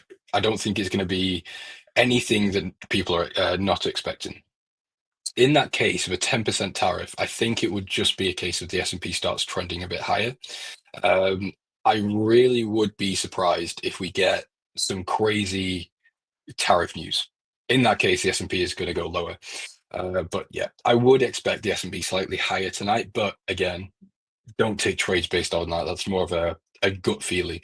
And how much can we trust Trump? I know I don't. Especially after his run so far this year, it's been a bit of a difficult trading period. I'm just trying to see if there's anything that's catching my interest, and I really don't think there is. Someone said Nick's in New Zealand dollar. New Zealand dollar, is he long or short? I would imagine short. Maybe, I don't know. Is that on the EdgeFinder? Let's see. I've not checked the EdgeFinder today, actually. By the way, if you use code ELITE, you can get a discount on the EdgeFinder. Top tip for you. I think, from what I understood, this is the equivalent. I think it's 45%. Anyway, go to checkout, you'll find out. Serving with God-given gift, heavenly gift. Hello. Someone mentioned oil tariffs on Russian. Actually, you've just reminded me. I think after tonight, we're not out of the woods. I don't know why, but I didn't even think about it. We've got to then worry about what are those countries going to do in terms of response. Because Trump's already said that if Canada and Europe try to retaliate, there's going to be worse tariffs put on them or stronger tariffs. So, you know, we're not completely out of the woods after tonight. We have to see reactions. Alan, yeah, no, I saw that. It was funny. I saw that notification pop up on Bloomberg, and I was like, there's no way Bloomberg have just sent out a notification with a cuss word in it or a swear word. It just doesn't seem like something they do. And I clicked on the notification, and as soon as I clicked it, that headline had changed to very angry. I thought that was quite funny.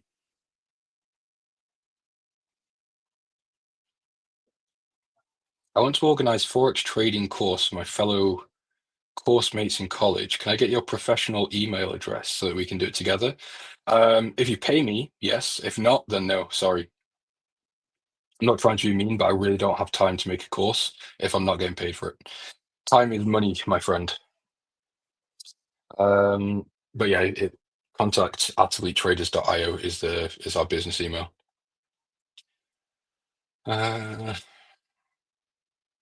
You know what? I'm still very angry at Mr. President and the First Lady. They rug pulled me on 2 coins. 2 coins. They took my money. Can't believe it. And I know it might sound funny, but it's quite a dire situation if the President of the United States sets up a meme coin and rug pulls it. Like, What am I supposed to do about that? Can I go and sue him? I'm the first lady. Nick doesn't pay me, no, but Nick also promotes elite traders, so technically, yes. It's a win-win. So, I come on here, provide content, I plug the EdgeFinder, I use the EdgeFinder. So it's a win for Nick and the A1 team, and it's a win for me because it promotes elite traders to a bigger audience than what I have. So it's not always about, exchanging cash, but sometimes it's about exchanging services or exchanging something. And that's why, if you start networking and looking to do things with other people, it's not always a case of they will ask you for money, but they might ask, okay, well, what skills do you bring to the table? What are you doing for me in return? And that's just business. There's life. But yeah, unfortunately, I really just don't have time to sit and do a course, or sorry, to make a course. I'm a busy, busy boy. Anyway, Australian dollar CAD. I was looking at this morning. Technically, it looks really, really good. To the downside, I really like it. But yeah, again, as I've already said, I'm not looking to take new trades. But the H4 looks beautiful. This is a really, really nice technical setup. I wonder if it's in the fib, actually. Let's see. Actually, it'll be, I guess, sort of here. Yeah, it fits in with the fib. The daily's in a downtrend. The weekly's in a downtrend. Monthly's in a downtrend. Oh, it's a shame. If Trump wasn't talking tonight, I might have looked a bit more into this one.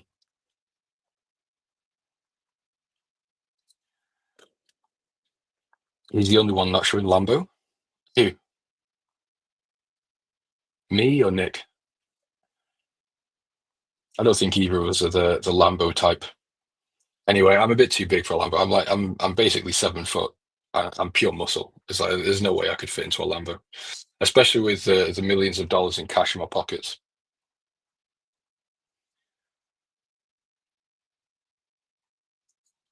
When Trump speaks, Trump is at 4 p.m. Eastern. I'm not sure. It's 9 p.m. UK time, so just convert that to wherever you are. If you go on Forex Factory, I'm fairly sure they will tell you what time it is for you. What is my relation to Elite Traders Club? I own it. It's my company.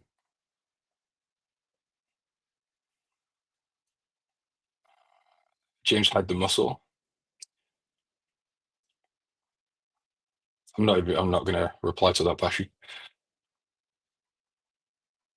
I like this group, so everyone else is just showing off.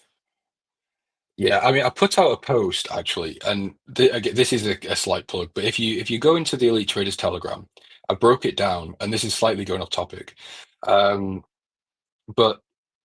I'm not going to go into this in detail because I'll end up talking forever. But if you look at the lifestyle a lot of these people show, but then the narrative they tell to potential customers, it's like, yeah, you can start with $100, you can start with $500. But the reality of the lifestyle that they're showing costs a fortune. So here, to make 134,000 in a month, which again, it sounds like a lot of money, but it's not out of this question for these gurus to be showing stuff like that. Which, if you put it into a realistic return of about 2%, you'd need 5 million in trading capital for that return.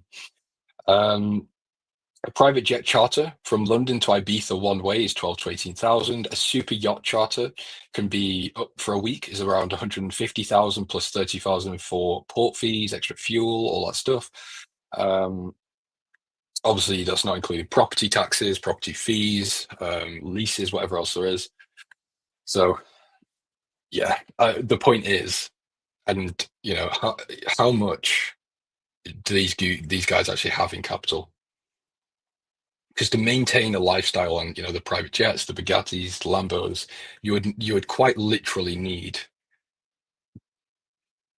I'd say, around 10 million in capital, and that's assuming you're doing 2-3% a month.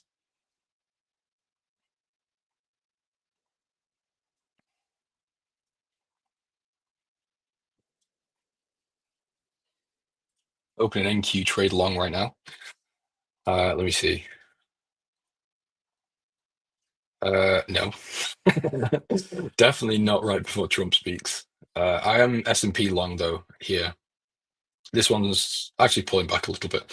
It's sad because this trade was doing really, really well, and then it just dropped off a cliff. But it's fine. Again, it's a trade I'm looking to hold for a while, so at least sort of the next 6 months.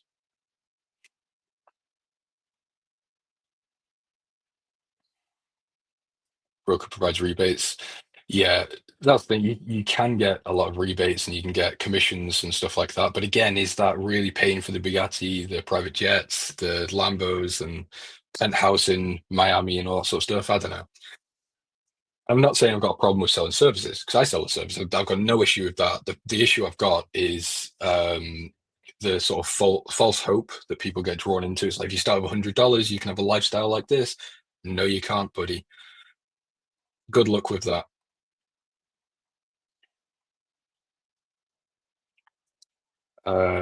James, you trade the daily or the 15? This is the H4. I don't really use the 15 that much. I will use the 15 maybe just to see a candle close, or just to, just to monitor something. But yeah, I don't really trade the 15. So this is the H4. We've got the daily here, we've got the weekly here, and this is the monthly. Day to day, I'll pay attention to just higher time frame as a swing trader. I'll day trade now and again. Then I might use the 30-minute 15, but it's not very common.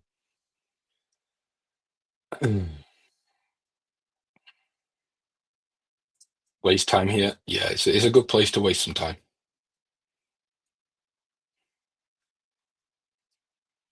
Yi Jingming. Yes, there is something affecting Australian and New Zealand. I read it out earlier in the stream. I might go over it again in a while, but feel free to rewind. 100 to 1 million challenge. Yeah. 100 to 1 million challenge done in a month, but can't make 10% in his signals group. It's crazy to me. Anyway, I feel like I get on here and like 9 times out of 10, I'm talking badly about people, which isn't what I want to do. Bullish on silver. I am bullish on silver, but again, that might change later today. We'll see. Silver's been a little bit too perfect, to be quite honest with you. It's moved in the typical, like the textbook trend, which, to be honest, it's quite rare to see, because you'll always see, where's my brush? You always see people saying, oh, define a trend like this with the low, the higher high, higher low, but it's never normally that simple. You normally get something that looks a bit more like that. But in silver, in this case, it has quite literally been perfect. You've got the highs, lows, high, low, low. And again, this lines up with the fib every time, give or take, obviously, depending on exactly where you draw it. But it's been, for the way I trade anyway, it's been perfect. So I'm just looking to continue this run. So you can see each low to high, we've seen a rejection at this fib level. So yeah, it's been too simple, which gives me a little bit of a bad feeling that this one's not going to work out now.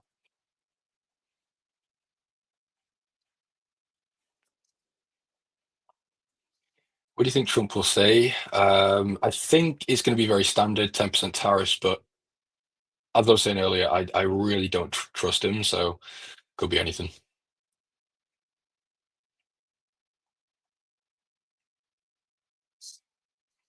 Yeah, it does come from the heart. Bro, Moroccan and influencers right here are off charts. People are doing $100 to 300K, giving signals with 3 lots intraday, stop loss the size of KSI's forehead. Fair enough. I've never seen the Moroccan influencer side. I've got to say, KSI insult wasn't what I was expecting to see today.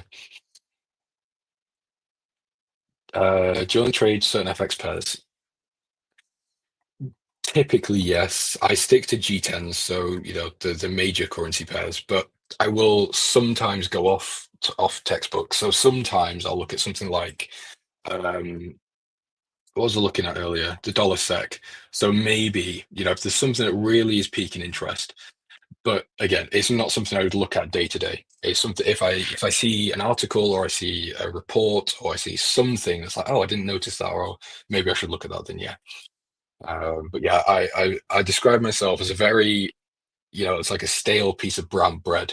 I'll trade G10s, I'll look at gold, silver, the S&P, NASDAQ. That's pretty much it. Maybe oil, but even oil's a bit of a rarity for me.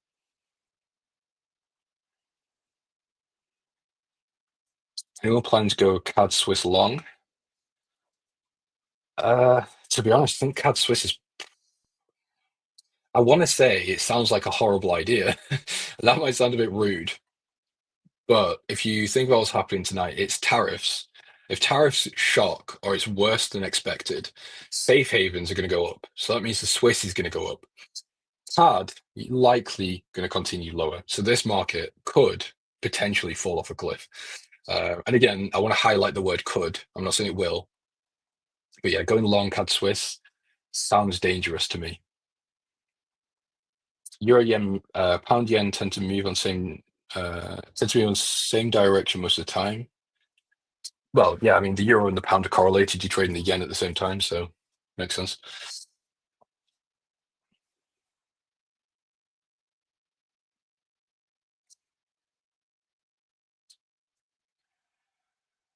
Need strong knowledge on fundamental analysis. You know what? Fundamentals are actually pretty simple. And the reason I say that, you get people that go to university or study it for years and years and years, and that level of economics isn't what we need. We don't need to have, I'm speaking generally, I'm more applying it to my trading. We don't need to have that level of understanding, because what happens is a retail trade, in an institution, you'll have analysts, I don't know why I'm drawing arrows, by the way, but you'll have analysts, you'll have traders, you'll have portfolio managers, you have risk compliance, you have people to sort of filter out and focus in certain areas. Whereas retail, it's just us. So if we spend, let's say 4 or 5 hours a day looking into economics, looking into every single factor, you'll very likely either get absolutely no trading done, or you'll get into analysis paralysis. So all I focus on is central banks. I'm essentially an interest rates trader. So I'm looking at inflation, I'm looking at labor markets, I'm looking at consumers, I'm looking at retail sales, and it all just circles back around to what are the interest rates going to be, what is the central bank likely to do, and that's it. So I'll be trading interest rates. So if you look back at a lot of my segments or a lot of my trade breakdowns on my channel, you will see a lot of it comes back down to what is the central bank doing. So is there a divergence? Or, well, likely there will be a divergence if I'm trading it. So if you can get the core understanding of that, you are already on a pretty solid path, really. I only trade the same pairs I tested over 5 years. I think that's fine. There's pros and cons to everything, but I'd say the pros and cons to obviously trading just a few pairs is you've got very little adaptability, flexibility, but I'm sure you have a much deeper understanding of those pairs than most people do. So swings and roundabouts. Hey James, since gold has gone up a lot, and silver hasn't followed suit like gold, do you think silver could go up and make a correction short term? It doesn't really work like that. So yes, silver sort of trails gold, but it's not a case of gold's risen. How much has gold risen now? Let's see.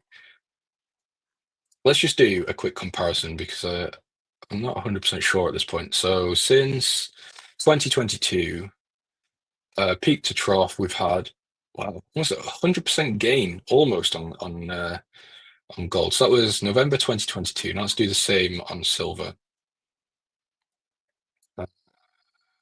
2022, where are we at? Let's just draw it from here. So silver's had, 60, almost 70% gain.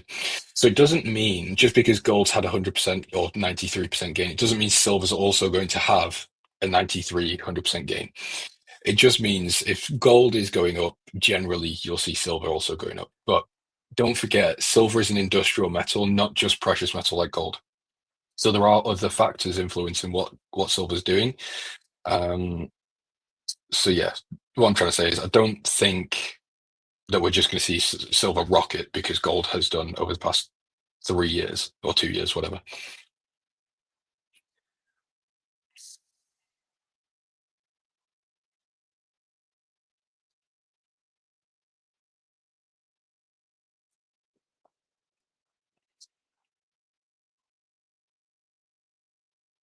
I heard someone say gold and silver will be the same price eventually. Uh, I wouldn't suggest so, especially not anytime soon. John, I think de-risking is probably the best idea. Silver's really frustrating. So we entered here, we had a nice turn to the upside, back down, nice turn up, back down. Really, excuse me, really frustrating trade to sit in. Although, I'd say the same about most of the trades I'm in at the moment.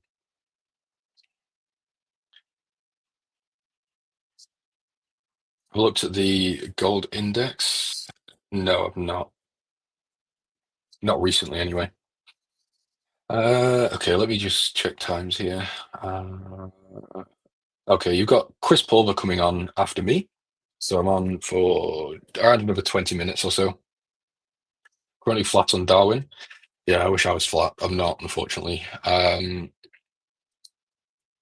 Dollar yen's annoying. S&P's coming back, which is nice. Euro dollar's fine. That's a long-term trade.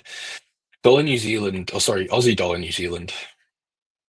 The problem I've got with this is that I do still like the backdrop for it fundamentally, but I'm just unsure about what's going to happen tonight.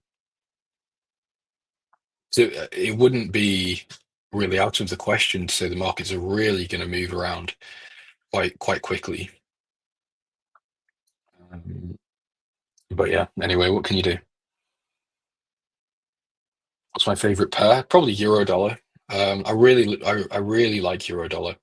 It's just simple to trade, really. I can't really explain what I mean by that, if I'm honest. It's just, and I'm quite big on this. I talk about it quite a lot, but it's a lot of just intuition. And whether traders want to admit it or not, because you'll get traders saying, "Oh, I trade a purely mechanical. It's fully systemized," and some will, yes, but I really do think a lot of trading comes down to intuition and sort of gut feelings. You can have a strategy, you can have an approach, but sometimes there will be a point where you can say, this doesn't look like the best place to enter. And maybe there's not a reason you can actually say, you just have the feeling it's not a good point. And that's kind of what I've got with Eurodollar. I've got quite a good feel for the market, I guess is what I'm trying to say. And obviously the fundamentals behind it as well. From Discord, James, maybe listen to what I said. Observe the market's reaction, says opportunities current week. Plan second.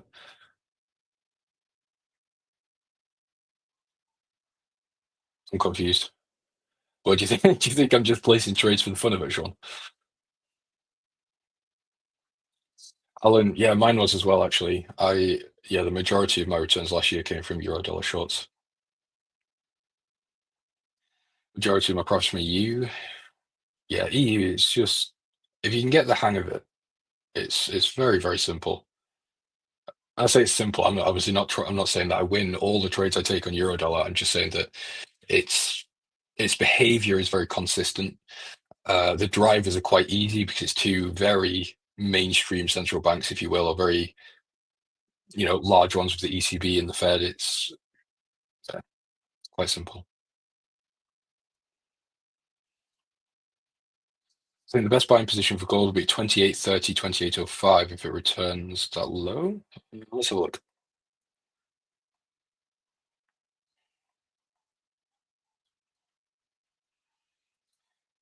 Let's have a look.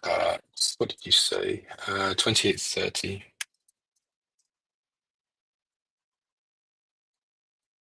I mean, that would be lovely. But yeah, I mean, are we going to get that level of movement? Let's see what the percent move is on that. 9%. You know what? I wouldn't say that that's a ridiculous thing, actually. I think that is a possibility. Quite deviated from the 200 moving average. So we could see a reversion if we see some profit taking after tariffs. Maybe. But yeah, I'm not going to sit and say we're going to have a 10% drop on gold just yet. My eyes are used to the 30-second chart. Yeah, have fun with that. I struggle with the 5-minute, let alone 30 seconds. Also, New Zealand yen. I think New Zealand yen is a great short for the long term. Short term, again, we've got news tonight, so maybe avoid it just temporarily. But yeah, I think yen crosses are still probably my best idea so far this year. It's just a case really of where do you get in? I don't really see anything here on the daily, to be honest with you.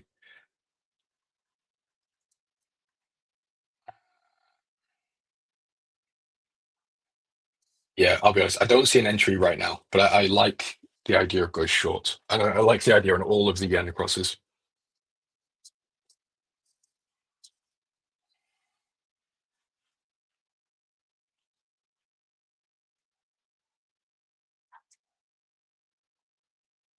Does weak dollar make gold stronger? Typically, yes. But it would depend on, what's going on in the world. The equivalent New Zealand dollar. I didn't really. Someone said Nick's in it, but I don't really see anything from my side. I'm just seeing if there's anything on the EdgeFinder. I think I brought it up earlier and didn't actually look at it. Euro pound's bearish. Euro pound, I still really like the idea of selling that one. I don't know. I'm not sure if he is in it or not. To me, I don't know. Let's see.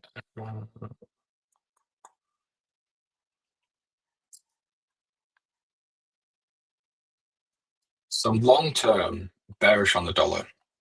So that would make me long-term bullish on New Zealand US dollar. Short-term, I would still expect some downside.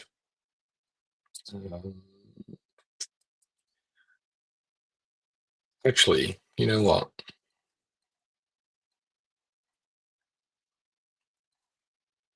The daily looks pretty strong. I mean, we have formed a higher low, bounced off the fib. Makes sense, actually, I guess, for maybe a short-term trade, but personally, I don't really see anything there. What levels do I use on the fib? I use the 50% and the 618. So here I will here. So I'll look for, let's say, a low here. Then I'll look for the retrace. Actually, sorry, hold on. Low like this, then high. So the fib will be drawn from low to high, then a retracement into somewhere here. So the 0.5 or the 0.618, then the continuation. I only like to use 2 levels. It keeps it consistent. I'm not guessing, is it going to bounce off one of these 7 different fib levels? I'm only looking at just the 2, and it creates a very, very slim zone.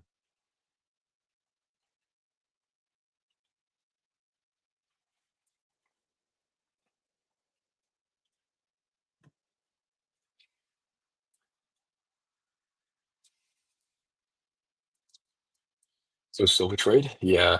Silver's been difficult. What time frame do I draw the fib? I'll draw it on either the daily or the H4, one of the two. Depends really on the situation. I'm not in CAD yen, but I would look to go short on CAD yen. Short term and long term, to be honest with you. I do quite like CAD yen. Swiss yen remains the #1 pick in my view, because the S&B cut rates to 0.25 and the BOJ or the Bank of Japan is still at 0.5. So we do have a pretty nice carry to the short side. I mean, we're only getting paid very, very small amount, but we are getting paid now to short. which is good.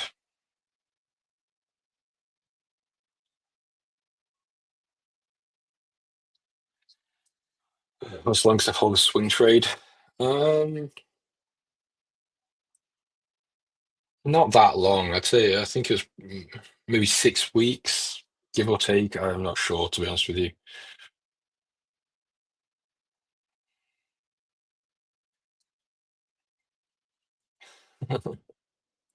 Yeah, Swiss yen's been very difficult. I caught a really nice trade on Swiss yen actually, but it was followed by a really nasty stop. So it was a bit of a love-hate situation. So yeah, if you look here, so I took a short position right there, then I scaled into the short position here, and I was stopped out by this wick, and I was like, you know what, I'm not having that.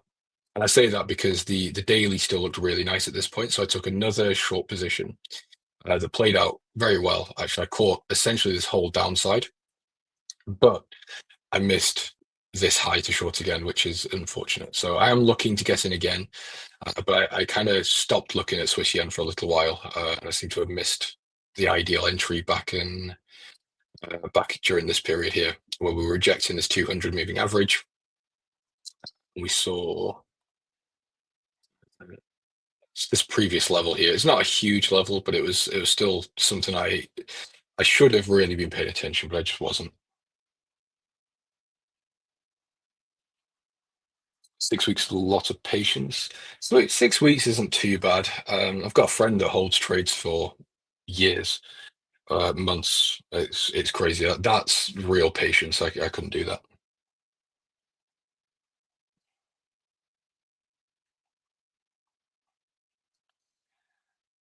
A lot of you guys talk about Aussie, New Zealand. I've covered it a few times already, so I'm not going to go into it again. I am short Aussie, New Zealand. Feel free to rewind if you want to see the reasoning for it. But yeah, I do like the short idea. I think the fundamentals are still there, but the problem is tariff news tonight could sway this trade. So if you're not in it, maybe just hold off for a little while and just let the market settle. UJ, yeah. So I thought maybe, me with my fingers crossed, just maybe we could have got some downside, but yeah, I guess not. I wonder how euro dollar's doing. Maybe that one's come down.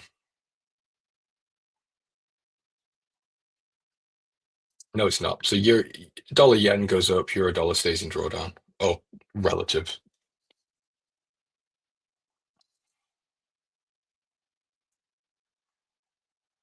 What made me a consistent trader?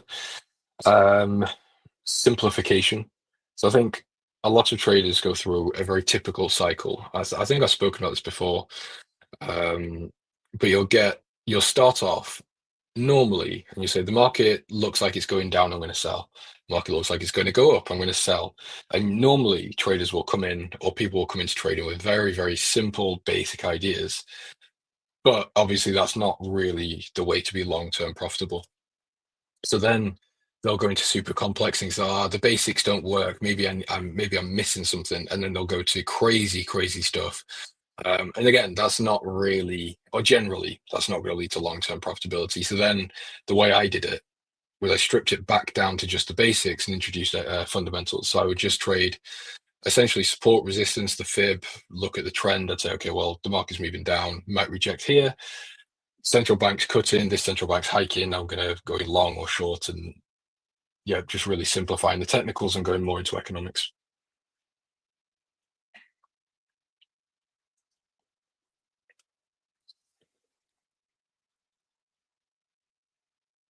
GBP USD.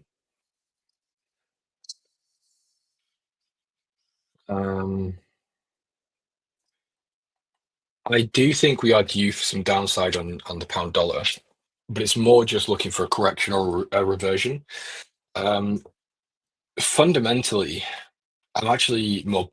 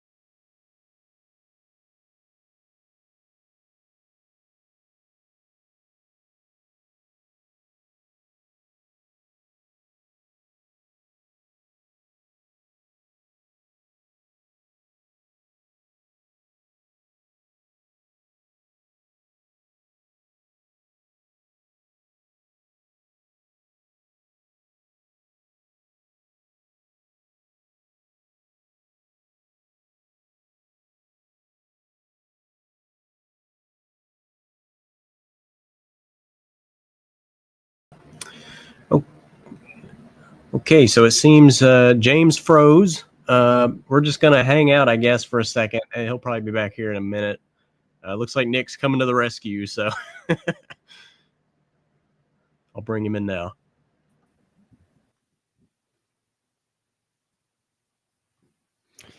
All right, I'm back. James had a computer issue. Sorry to bum you guys out by having to step in and substitute. It's kind of like when the substitute teacher shows up. Actually, I guess sometimes you kind of like the substitute teacher showing up because you're like, oh, now we're just gonna watch a movie. Remember that? That was like the classic. You're in school and like the sub teacher shows up and it's like, oh, we're watching a episode of something. No worries. James is a regular. He'll be back on. If you'd like more from James, you can always find him on his YouTube channel. We just had that dropped in the chat. Find him there if you are interested. S&P 500 and NASDAQ, a little bit of a breaking news here this morning, guys. We had, seems like some concessions from tariff stuff took place this morning. There was, I guess, from Canada, a statement that if the U.S. takes off tariffs, we'll take off ours too, which is a huge statement and completely reversed the course of this morning. You can see here S&P 500 was lower. That news dropped, and to the minute, the market turned around. And people still say fundamentals don't matter. Are you kidding me? Fundamentals matter the most.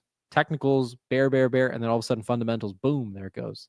So we'll see if that lasts or means much. But if we see more of that, right, that concession at any capacity, this idea of like, hey, we'll take off our tariffs. Wouldn't it be crazy if all this tariff uncertainty, if we look back a year from now and the result of putting on a whole bunch of tariffs actually turned into a great unwind of tariffs globally? That the market loves irony. What if this fear about tariffs are going up massively? What if we come back to this live stream in a year from now and we just think to ourselves, wow, all these negotiations around tariffs actually ended up causing tariffs to completely get leveled, and the playing field for trade globally actually goes to more even grounds for the U.S. Wouldn't that be a crazy turnaround? Again, the market loves irony, so that there's a good example though today. If Canada is like, hey, we'll take off our tariffs if you stop yours, let's be friends, basically. If that happens, and then that becomes the new norm, you could actually see, instead of the U.S. putting on a whole bunch of tariffs, you may actually see globally other places just take their tariffs off the U.S., which, I mean, that would be a major victory for the administration for sure, right? Because then they would get the best of both worlds. They would just get basically what they wanted, more even trade for the U.S. And look, trade deficits, I'm not necessarily a massive proponent of we need massive tariffs, but there is something to be said about, look, he's got a point in the sense that trade deficits are incredibly unfair to the United States, right? And the point that I'm making with that is that massive national debt spending and uneven trade and inflation, those are things that destroy they destroy countries, right? That can destroy, like the Roman Empire was destroyed by inflation. A large part of it, massive military spending, inflation, reckless government spending. That's what destroyed the Roman Empire, which was a 1,000-year-old empire. Well, actually, I guess there's like the Western Roman Empire that fell much before the Eastern or Byzantine Empire. But the point is, inflation kills empires, right? It's a destroyer of stability in the realm, if you will. So there's this idea like, okay, we've got to get inflation under control. We got to get the national debt under control. I was saying this earlier. It's not necessarily that people disagree with that on both sides. It's people disagree with the way you approach dealing with these problems, but these are problems nonetheless. So we'll see, but big spike off of that here this morning. That idea that, okay, look, if Canada is going to offer like, hey, we'll just take off ours if you take yours off. We'll see. It's still hard to tell. There's so much uncertainty in this market. That's a crazy swing to think that in like, 30 minutes, S&P rallied 1%. So it, fell all before this, and then just one quick blip to the upside it goes. Really crazy. Trying to play nice. I mean, at the end of the day, the US and Canada both don't want tariffs, right? Don't get it twisted. I think that nobody wants to really disrupt trade and make things really hard for businesses to be successful. Nobody wants that. I think the administration in the US, you might disagree, you might agree, they just believe it's unfair and they're willing to go through pain in order to try and, I guess, change the circumstances. Regardless, the market hates tariffs. Clearly, they don't.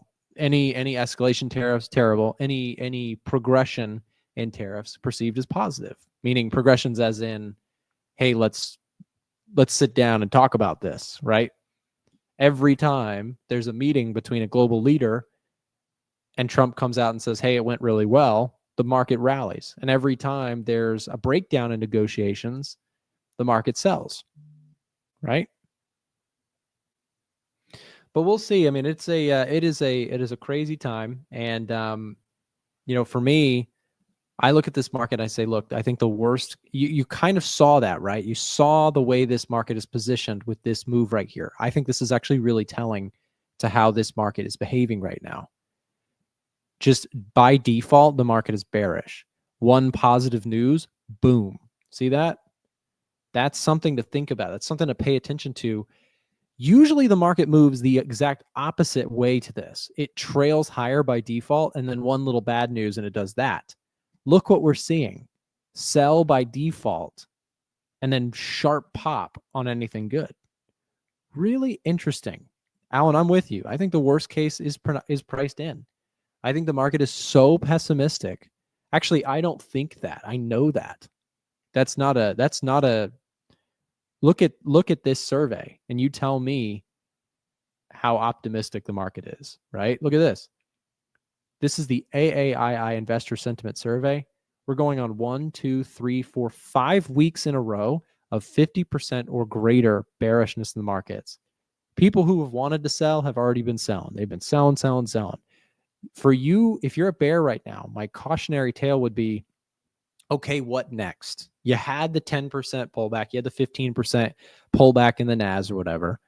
What next? How do you get it to go down to 20, to 25? You need something that's breaking the system, right? You need recession fears to flare up massively.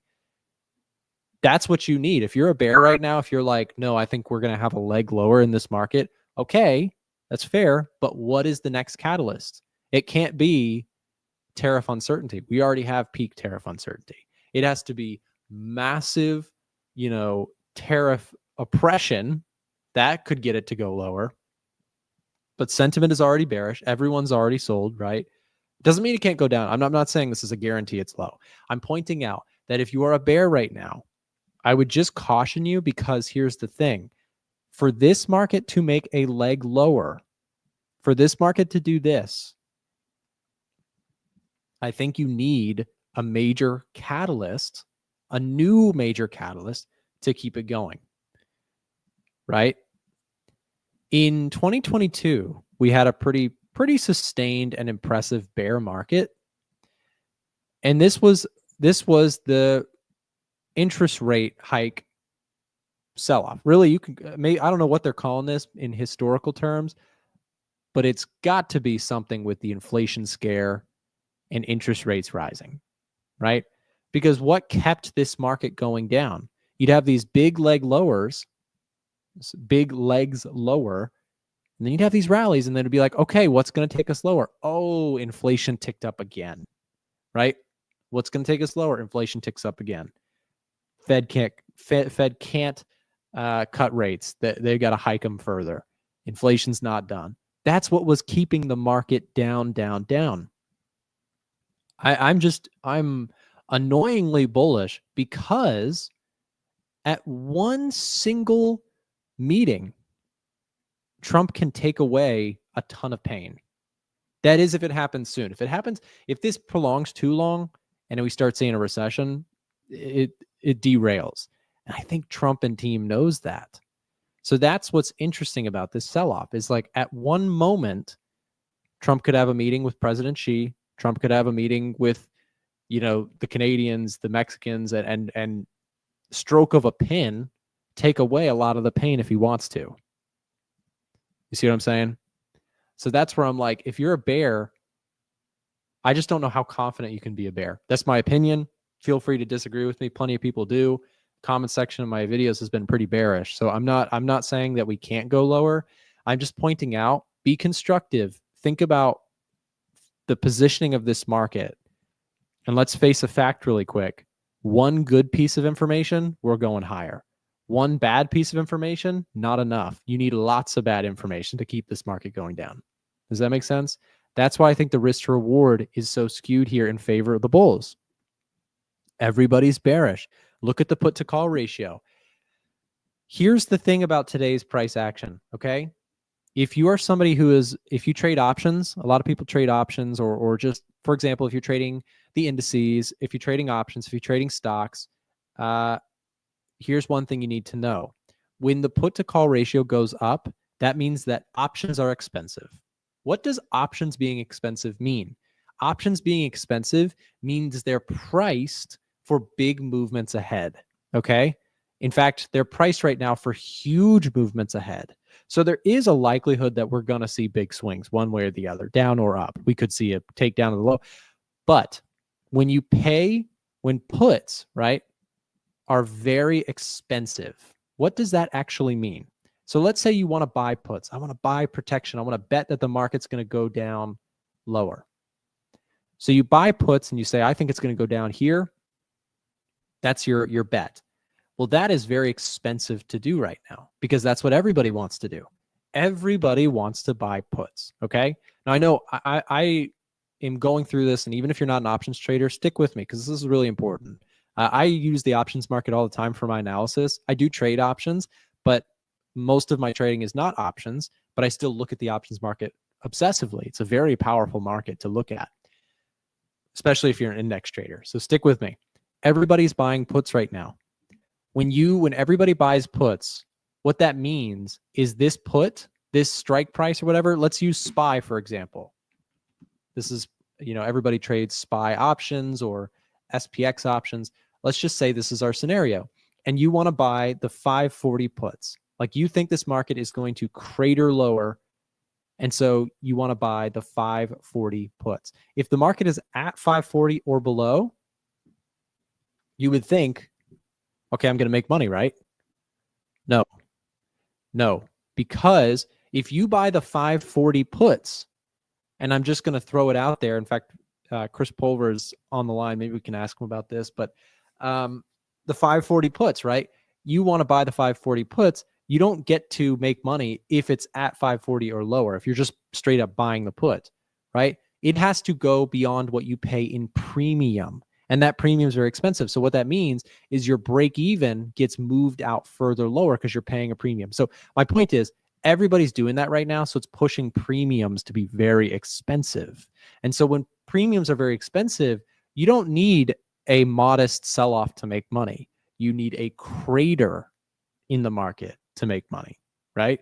If you're buying out of the money puts or out of the money calls, it would be the same thing in reverse. If you are talking about an out of the money call, like let's say you're making the bet here. By the way, it doesn't matter if you're buying options, buying puts or calls right now. The premium that you have to pay in order to buy these options ahead of a big event like this is very expensive.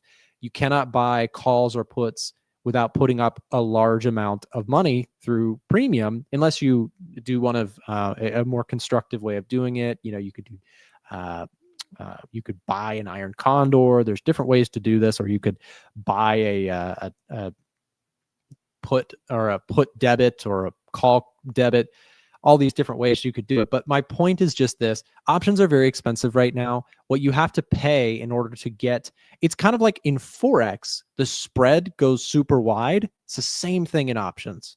The market maker widens the spread dramatically on Forex pairs right before major news events. Same thing with options. The options market widens, quote unquote, their spread in the form of premium. So my point is, everybody's out there buying puts right now, just super aggressively.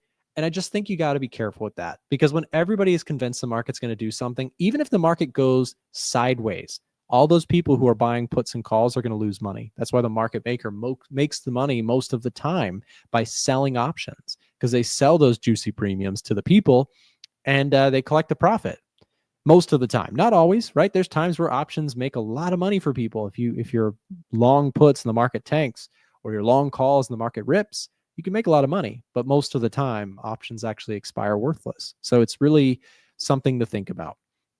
Anyways, guys, up next, we got Chris Pulver taking over the show. He's here to go through this key market event. I got to hop off. I'm going to run and get started on some stuff here today. But before I go, let me just remind you, the EdgeFinder discount sale is going on right now. It's our anniversary, the 3rd year since we launched the tool to the public. And to celebrate, we're doing 45% off the EdgeFinder. It's our biggest discount that we do all year long. Don't miss the opportunity to pick up a copy for yourself if you're ready to take your trading to the next level through our sentiment analysis, fundamental analysis, and technical analysis tools built for traders.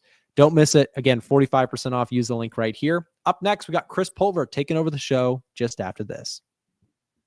Hey everybody, thanks for tuning in to today's A1 trading session. We love engaging with our audience, talking shop, taking requests, and sharing our favorite setups. It's about that time where we're going to review a bunch of indexes, stocks, currencies, gold, silver, Bitcoin, and pretty much anything else, and share our insights. If you're wondering what trades I'm in, if you're wondering what trades I'm taking, and you'd like to see exactly how I'm trading everything, you can actually follow my trading signals. If that sounds like something you're interested in, we'll share a link in the chat and you can sign up. You can sign up directly with the link or speak to a support rep if you have any questions. If you're asking, what do I trade? Pretty much everything. Indexes, ETFs, stocks, options, futures, Forex, and crypto. Thoughtful analysis, active trading. Check it out. And now, back to the show. What is happening, everybody? Happy Wednesday. Happy pre-Liberation Day. Let's find out at 4 p.m. Markets for the day, gap and lower. Bulls coming back to fill, maybe some chop suey up in here. My blue levels are some of the sells that I've got on SPX this morning. So looking to see if price will stay within range. My immediate thought in the day would be that this market stays relatively calm through the day with the uncertainty that lurks after the bell. This is not a great thing, but if we have the market drifting higher for the day with little to light volume, my concern is after the bell into the futures market into tomorrow's day, either this is another rip higher or volume returns and we're going to revisit the lows. That's the reality of what we're dealing with. Like, I don't know what direction is going to be. I would say that I'm getting some rumblings that Israel has backed off on reciprocal tariffs. Canada says to remove tariffs if US does. So we could have, this is possibly part of the art of the deal, which is you want to get people to negotiate, you make all these threats, and all of a sudden it comes down to having this deadline, and we'll see who. Okay, so is Canada removing tariffs? No, but if the U.S. does, then they will. Now, is the U.S. going to remove tariffs? Probably not, but there's going to have to be some type of maybe middle ground, which I think the market would actually like. We'll see. Anyway, I don't want to sit here and speculate on. It's 4 p.m. That's when Trump's going to talk. That's when it's unveiled. It could also be like country by country. It could be like a blanket tariff policy. I really don't know. I read an interesting, there are a couple good points this morning. Let me find it here. So basically, anticipation has been turning from, look, everyone is anticipating a Trump victory, and you can see what the markets did last year, right? It bumped. But now it's more like the angst and the apprehension is what the market has been feeling. So, what is going up is getting squashed back down. What is going down is potentially dealing with, like, there's more pressure to the downside, I think, than any time in the last probably couple of years, because we've obviously come out of a very nice bull market once we bottomed out in 2022. So there's still a lot of work ahead by the bulls. There's clearly, levels that the bears can claw after. On the bigger picture, I mean, I talked about it this week with that Q1 move when we closed back above on Monday. A couple things I looked at from a higher time frame is here is my relative strength. Okay, and I'm using a 14 period and a 21 period, and both of those were hitting oversold territory on the daily time frame. This is SPX. So we have a low in price, a slightly lower low in price. We have a crossover on MACD, and we also show that relative strength is showing some hidden bullish divergence. That's a good sign. On top of that, the one thing I also noticed down here is my money flow indicator showing that the 15-day, 20-day still showing some money flow to the upside. So to me, that's important to see. If we have money flow with volume, then perhaps we can come back and pull back into like this bull flag, or it'd be a bear flag. But if this is high, low, and this market comes back up to the same highs again, we may set up for a bear flag, but at least in the near term, we at least have another relief rally. So this allowed me to de-risk. When this market was up for a couple of weeks, I was de-risking and taking off a bunch of trades for winners. If we have the same type of thing with Thursday, Friday, I will probably do the same thing again, and then be more braced for, okay, this market is literally at a decision line. Is it going to be bullish or bearish? I don't know. And obviously we sit here and we're like, it could be bearish, it could be bullish. It also could go nowhere. There could be so much indecision with this market right now that it's not just tariffs and more clarity on tariffs. I mean, we're seeing that the Atlanta Fed continues to revise the GDP lower. The U.S. is talking through a softer labor market right now and a weakening growth outlook. And what hasn't happened yet, and this is what's going to be really important to watch the next couple of weeks as we kick off earnings season, we have to look and see where earnings are starting to fall in place. Are we getting to companies that are at consensus? Are they beating consensus? Are revisions lower, going into like a low bar that's set for earnings season for Q1? I don't know. I would imagine that Q1 earnings are probably pretty rough, and if that comes in with an overwhelming majority of companies that are like at consensus or worse, or like way off consensus, then I think we have an earnings revision, or we have the majority of stocks that are not doing well, and that's also a sign of like slower growth and things that could probably drive the markets lower. We're still at high valuations and high multiples. If we need to see another compression lower, then it'll happen. So I mean, this whole story of like what makes the markets go lower, I think tariffs are kind of in. Right? I think the next leg of highs or lows will be based on what earnings does. The Fed's not going to touch anything right now. The Fed emergency level wouldn't be until we probably had like a 20+% pullback in the markets. There's probably no such thing as a Trump put right now. So I think the next real leg of either trying to revisit highs or going to fresh lows is going to be based on what earnings get sprinkled in to show, right? And typically when earnings season kicks off, the first real wave of earnings is going to be financials. So you're going to see your biggest institutions, bank-wise, how are they positioning? What's their guidance, right? I mean, do they omit anything negative? Is it like trying to be rose-colored glasses? I don't know. Or are they going to be honest about where they think things are at? I mean, everyone's been talking more. You see this in the news. You see this trending. Multifamily units are delinquencies are rising. Credit card debt continues to go up. Defaults are rising. Subprime anything is very risky right now. So point is, it's not a perfect economy by a long shot. I think the economy is run hot enough as far as the stock market valuations that we might need a deeper reality check, but that remains to be seen. So as it stands for today, tomorrow, this is what I'm paying attention to. This is the rest of my kind of morning and day to see where prices are at. I think prices are going to be relatively contained today. Just because there's no major announcement. I mean, the nice thing is Trump's announcement today is at 4 p.m. That's probably a good thing because it would be extremely volatile if he announced it during market hours today. So tomorrow could be an interesting day. Futures market after the close could be really interesting. So I mean, looking at the futures market right now, this is really choppy stuff. This is the futures market. This is ES on top and NQ on the bottom. We had price up, down, up yesterday, and then futures market closes right here at the high and fades the entire night. And here we are this morning, right back up. So is this just a big chop fest in futures? Well, then it's probably a chop fest in the indexes too, Remains to be seen. So if we're just dealing with some noise, I mean, I don't necessarily see ES going higher today without having more certainty and clarity. Here's NQ, kind of the same thing.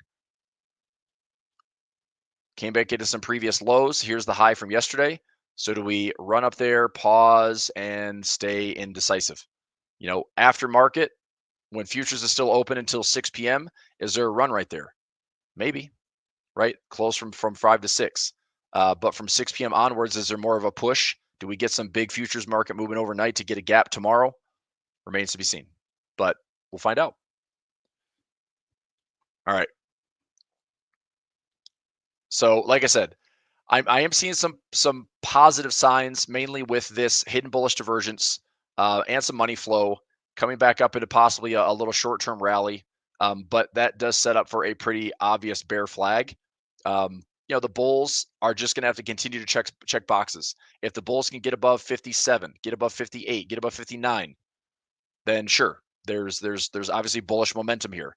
But if the bulls can't get back above that 2-week rally, right? If the bulls can't get above this 2-week rally, which is around 57.87, then the bears can certainly come right back in and sweep it.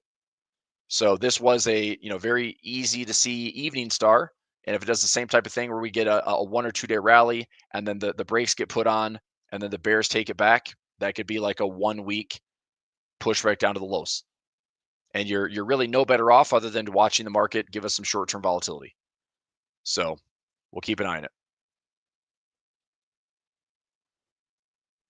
Okay. All right. So watching this for the day. I've got time in my SPX trades. Let's see if market makers do their job. Let's go elsewhere. Let's look top down. So we started out, down. I'm trying to think what the gap was this morning. It was another like close to 1% gap. So we opened up around 0.93% lower, and we fought back to essentially flat. So SPX is flat today. Qs are flat today. Dow is actually up 0.17. Russell is up 0.3. So markets fighting back. It's volatile. So keep an eye on that. Let's go elsewhere. Volatility was up on the day. Let's see if volatility is fading. Yep. So this was all green coming into the opening bell, and it's faded.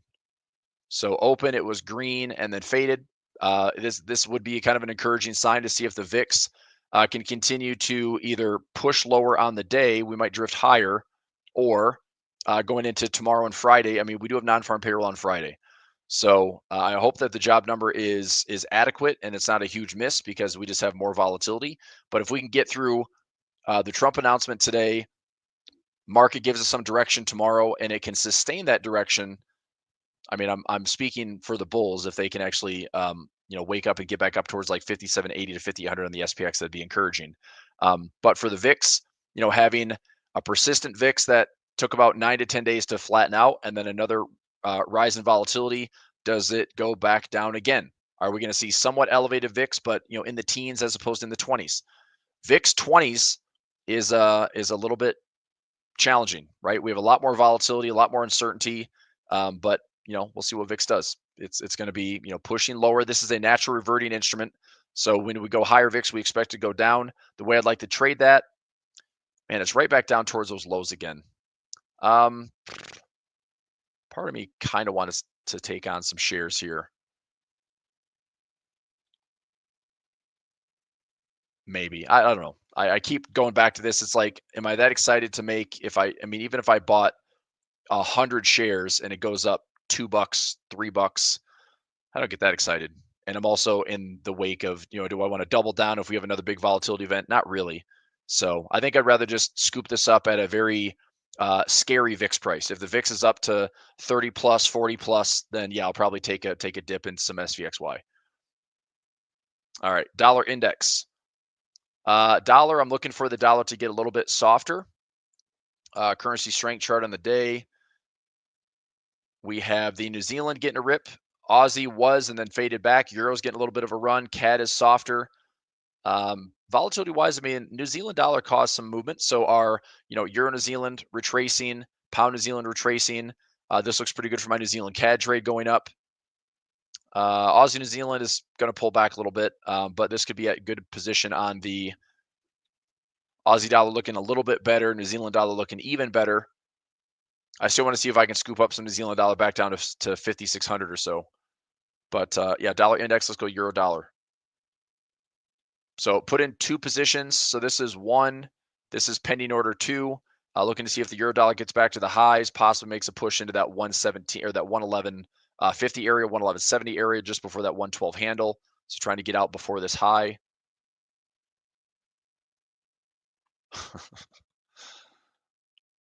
That's euro dollar. So I still think dollar index is, probably in the crosshairs for the Trump administration, likely going to have some pressure to the downside. I could still see pullbacks into these pockets, right? Looking for a trend line break, looking for an entry opportunity.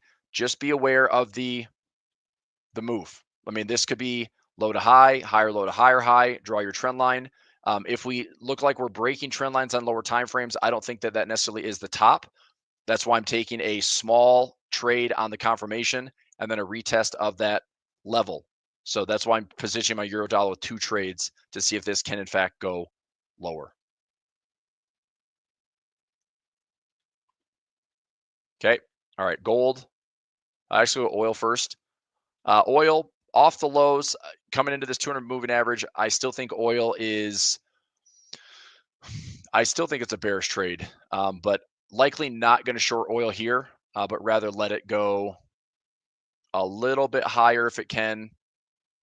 Come into this area, sell back off towards the floor around $66. That's probably the trade that I'll take on oil, would be a defined risk option trade in the futures market. So I'll be looking to trade CL if that lines up. Otherwise, I'm just going to let oil be volatile. I'm still trading UNG long. This one, I've got a $23 call, which is going to be full profit. So I'm just going to keep selling against it to lower the cost of my debit. XAU, this is gold. We are sitting here with overbought conditions and divergence. I measured this yesterday. 31.24. We did poke a fresh high yesterday in gold. Technically speaking, I still think gold is overextended. This isn't calling the top in gold. That's a terrible decision. The amount of central bank buying and bid, and the retail crowd is still. I don't believe this. I mean, we come here every single day, and everyone wants to talk about gold. So clearly, there is a retail crowd that's interested in buying gold. Central banks are doing pretty well, right? They're buying, they're maintaining bid. This has been a very strong bull market. I still believe it's going to be a reversion at some point. But as I mentioned, I'm not interested in buying more at all-time highs. Okay. I am interested in maintaining a silver position to let it catch up. The gold to silver ratio, we're starting to get up towards those 2-year ranges. So gold versus silver, right? Gold has been outperforming, and this is something to watch. I mean, no, this has been a range for the last couple of years. So is gold going to continue to outperform? And if so, well, maybe we have a little outperformance, but then hopefully that changes. Okay. So if we see gold outperforming, that's fine in the near term, but it doesn't mean that when I say outperforming, it's like, look, gold can go up, silver can go up less. Gold would still be outperforming. But the ratio is getting a little bit skewed to, if this typically balances out, you'll see, silver actually catch the slightly better bid and play catch up a little bit. But if this range holds, which has been the last couple of years, then maybe this pushes back down, which means that gold can still be pausing, but silver can be bullish. We'll see.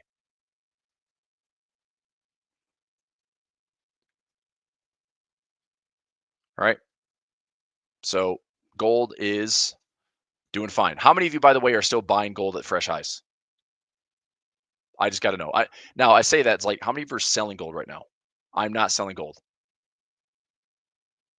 So I had a futures contract out to April 24th, and I took like a bonus profit on that. I pulled in $1.20 per contract, closed it for $1.40.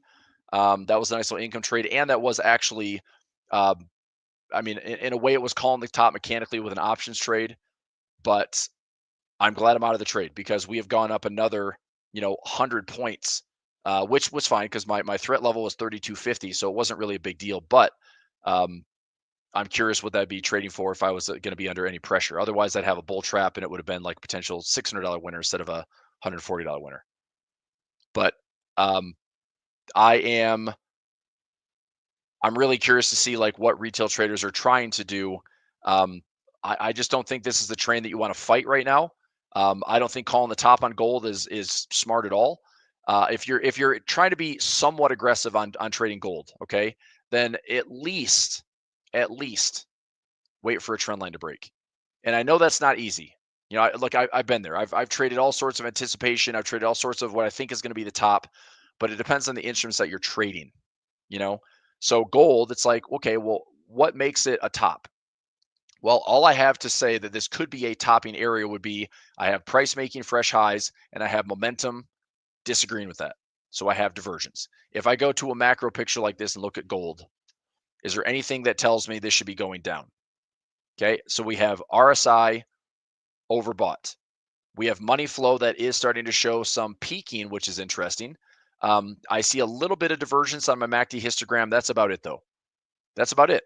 So remember, overbought does not mean signal. Okay, divergence on MACD does not mean signal. I would say at the very least, we'd want to see a crossover with the signal line in MACD and possibly, at least a candlestick or at least some type of price action suggesting that the bears have done something. Okay. And if we see money flow making a lower high, that's another indication that, okay, things might be exiting gold. But a trend line break could be the easiest way to save yourself the trouble of calling a top when, look, you're going to get a chance to sell this. This is not an exaggeration. I will make a claim that I think by the end of 2025, we are going to hit this 200 moving average. Okay. And I say that because if we go all the way out here, I can go in the future and say, okay, let's go out to, December. How many bars would this bar count be? We have not hit the 200 moving average since October of 2023. This is a 200 moving average. So if we say that's the bar count, I go out to December of 2025. If we don't hit it by the end of the year, that's a 568 bar move, which is insane. That's over 2 years away, right? So we haven't hit it for 2+ years, if that's the case. So I'm going to make a claim to say something is going to shift. And I think this is going to be a reversion trade that gives traders an opportunity to short gold like crazy. Okay. But that time is not now, right? Look, if I see the signs of trading gold short, I will short it. I'll trade options. I'll trade it to find risk. Because once it starts, the nice thing is once it starts, this is my destination. There's lots of potential there to make some money. Now, all that's going to help me do is I still have positions of gold where I've bought some shares of GLD. I've traded options. I'm looking at something back in the futures market. So I can trade GC. I can trade GLD. Okay, I can trade a lot of things, but those are my two preferences for if I want to short something in options. I'll take it a finer stab at it, see if I can get the direction right. But I want to wait for better signs to get the technicals and the price action to line up where I think that it's a higher probability win. Because the flip side of this would be that this stretches and stretches and stretches and starts to go almost exponential. I looked at this yesterday in my final session for the day. Orange juice has crashed hard. Cocoa has crashed hard. Eggs have been all over the place. Like the futures market's been wild and crazy with these booms and busts. And gold is, in the I'd say like the 5th, 6th, 7th inning of a run that I don't know when that 9th inning is. I don't know when the game is over. But at some point, this percentage move away and this bar count is going to equal a reversion trade that will be really good. The same reason that I was short the S&P this year was that exact alignment. The same reason I was short the NASDAQ, the same reason I was short Meta and Tesla and Costco and Walmart and Palantir and Carvana, like all these growth stocks that had these crazy stretches and these long bar counts away from the 200 moving average, all of them lined up. And guess what? Pretty much all of them hit. So gold is now on tap for being that similar trade. Okay. So the reason I'm not calling the top is because I get it. There's a lot of bid right now. I wouldn't be surprised if this runs into some type of crazy capitulation move first before the market actually crashes gold. So that's why I'm saying it's silly to call the top right now. Unless you have confirmation, look, a trend line like that could keep you out of trouble. If we're lucky, we have consolidation, right? If we're lucky, we have consolidation, but I could still see, more bid. But a better sense of, I don't know. I don't know if the tariff stuff has anything to do with it. It's probably a bigger story in the dollar than anything else. Right now, it feels like the world is kind of making a more of aggressive and more intentional play on moving away from the dollar, trying to at least optically. And gold is, the true store of value. We've seen Bitcoin be pretty resilient. Not obviously we're not at all-time highs at Bitcoin, but pretty resilient in the wake of the markets dropping and having all this uncertainty. So dollar alternatives seem to be doing pretty well. Okay. All right, that's gold. Silver, I still like silver. Chart alarms are set. The nice thing about silver, in my opinion, is that we have not made all-time highs yet. So to me, this is an attractive trade because it's cheaper, number one, and the potential rally point. I mean, I can measure the highs at $47. I can measure that price has been there in the past. I mean, that's 41% away. I don't know if gold's going to move another 41%. But if silver hits all-time highs, that's a really nice target to go after. But if gold, stretches another 41%, I mean, who knows where that price is at? What's 41% on gold from these levels? I mean, it's got to be a massive move, right? 41% would be gold's up to $4,400 or higher. Cool. But does it do it? Does it? I mean, I don't know. Anyway, I like both of them. I think gold and silver both good plays this year. Gold is just getting a bit overstretched, where I'd like to see some type of correction so I can add some positions. I truly want to be a gold buyer, but I just want to add at tactical levels. I need pullbacks, I need corrections, I need something. I need consolidation, I need anything. My least favorite trade is just buying highs, buying highs, buying highs. Okay. All right. Bitcoin at 85, we're still green. That's probably encouraging. We need more time to just maintain posturing above 75K and time to get on the right-hand side of the trend line. This could be a good sign for the bulls to step back in, right? I could still see, making lows, getting a little bit scary, but their consolidation level or even a falling wedge could be a good looking sign for Bitcoin, maybe. The problem with Bitcoin now is it is still tied to risk on, risk off trading. And like I said, it's been an impressive amount of resiliency. Yes, it is off the highs by a decent amount, right? But the drawdown has been, I'd say, relatively light compared to most Bitcoin standards. It's down about 30%.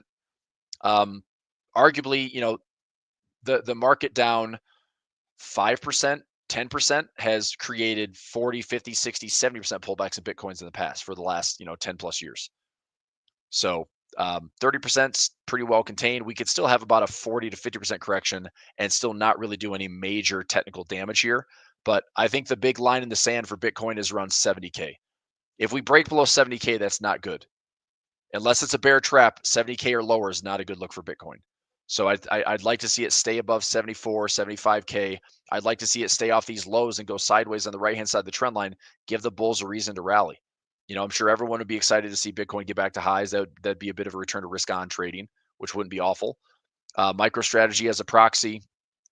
Still, I've got expiration of this one, I think out to May, trying to income flip this for a few bucks. Copper.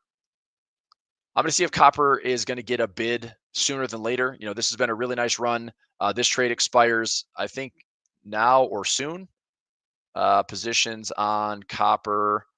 April 24th. So this is 22 days out. So it's trading about 93% max profit. I'm just going to let it expire. These are all like 0 and 1 deltas. So this is likely going to be full profit. Okay. Japanese yen. If we get a pullback on Japanese yen, I will start looking at position for 6J again. I'm going to hold my FXY positions long. DAX is pulling back a little bit. We could see more gains in the European stock market if we get some clarity out of the U.S. stock market.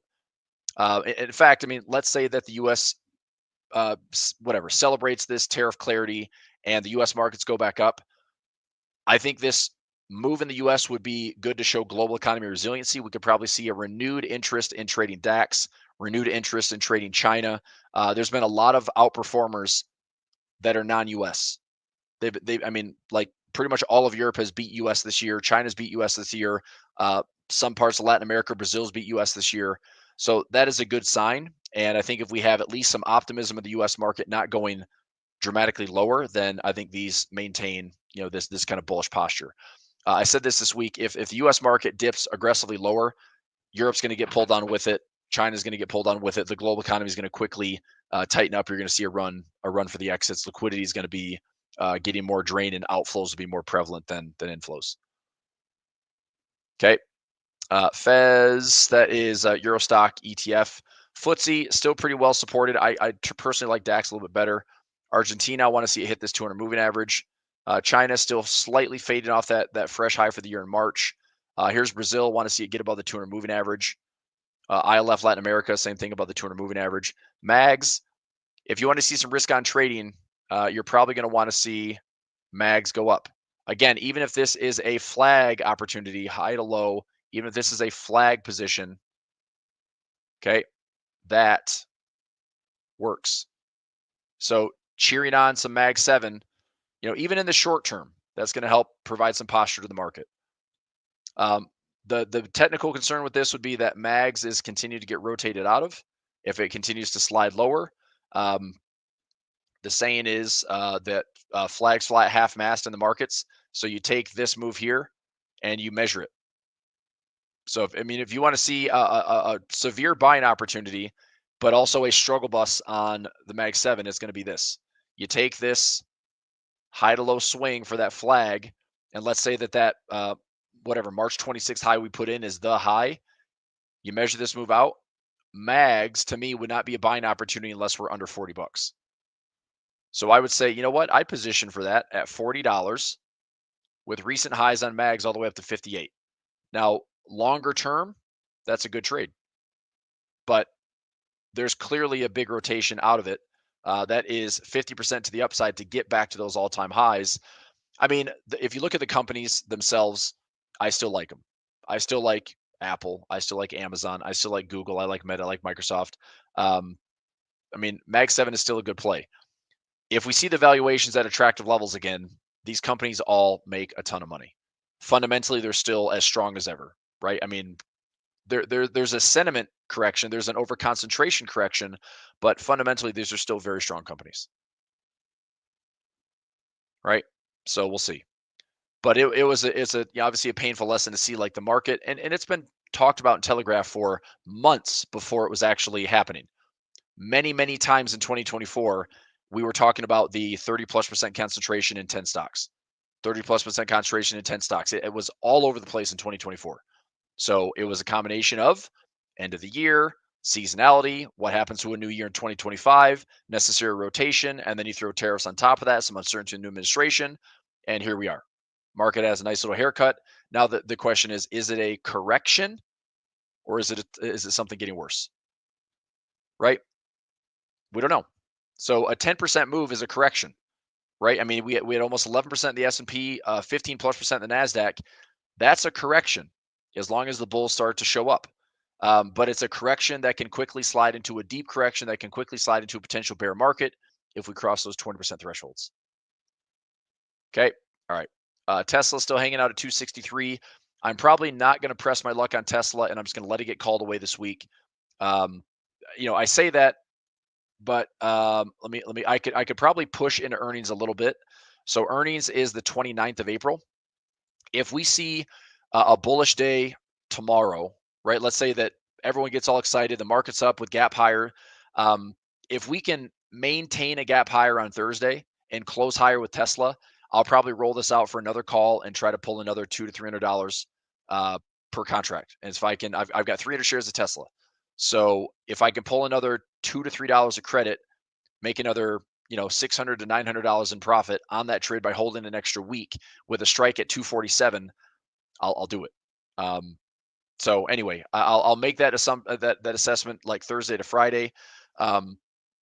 This hopefully is going to give us a little bit more clarity, for better, for worse. Once the tariff stuff is out there, then the market can do whatever it wants. We do have non-farm on Friday. I don't see the markets like immediately reacting negatively to non-farm payroll, but nobody knows. But Tesla, it's above 247.50. That's where I need it to be. I'm not trying to play this like, I'm going to hang on to it long term. I'm not. I've got a bunch of income trades on Tesla that are worth another couple $1,000s if I just see it above 255. That's all I need.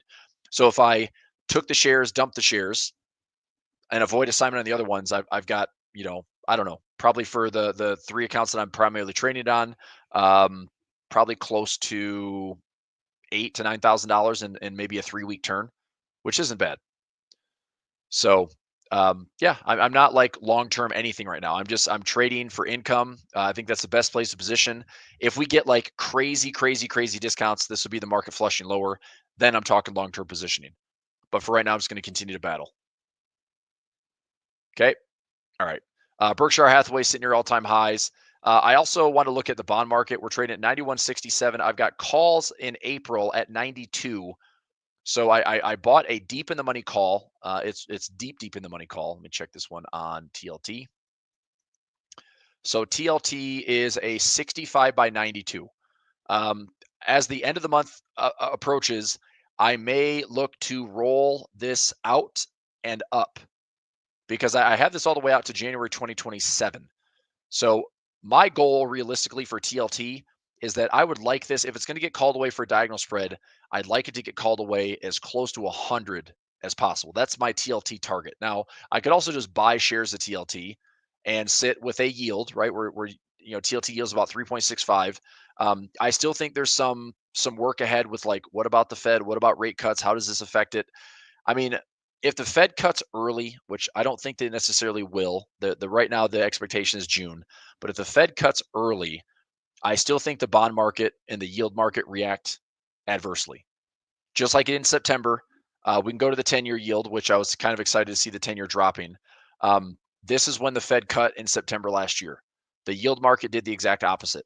My concern is that if the Fed comes out emergency swinging for cuts, that this is going to go higher again. Okay. And that doesn't look good for bonds. If yields go up, bonds go down. So I think the issue here is like the 10-year yield going lower. I thought initially for the 10-year to go lower.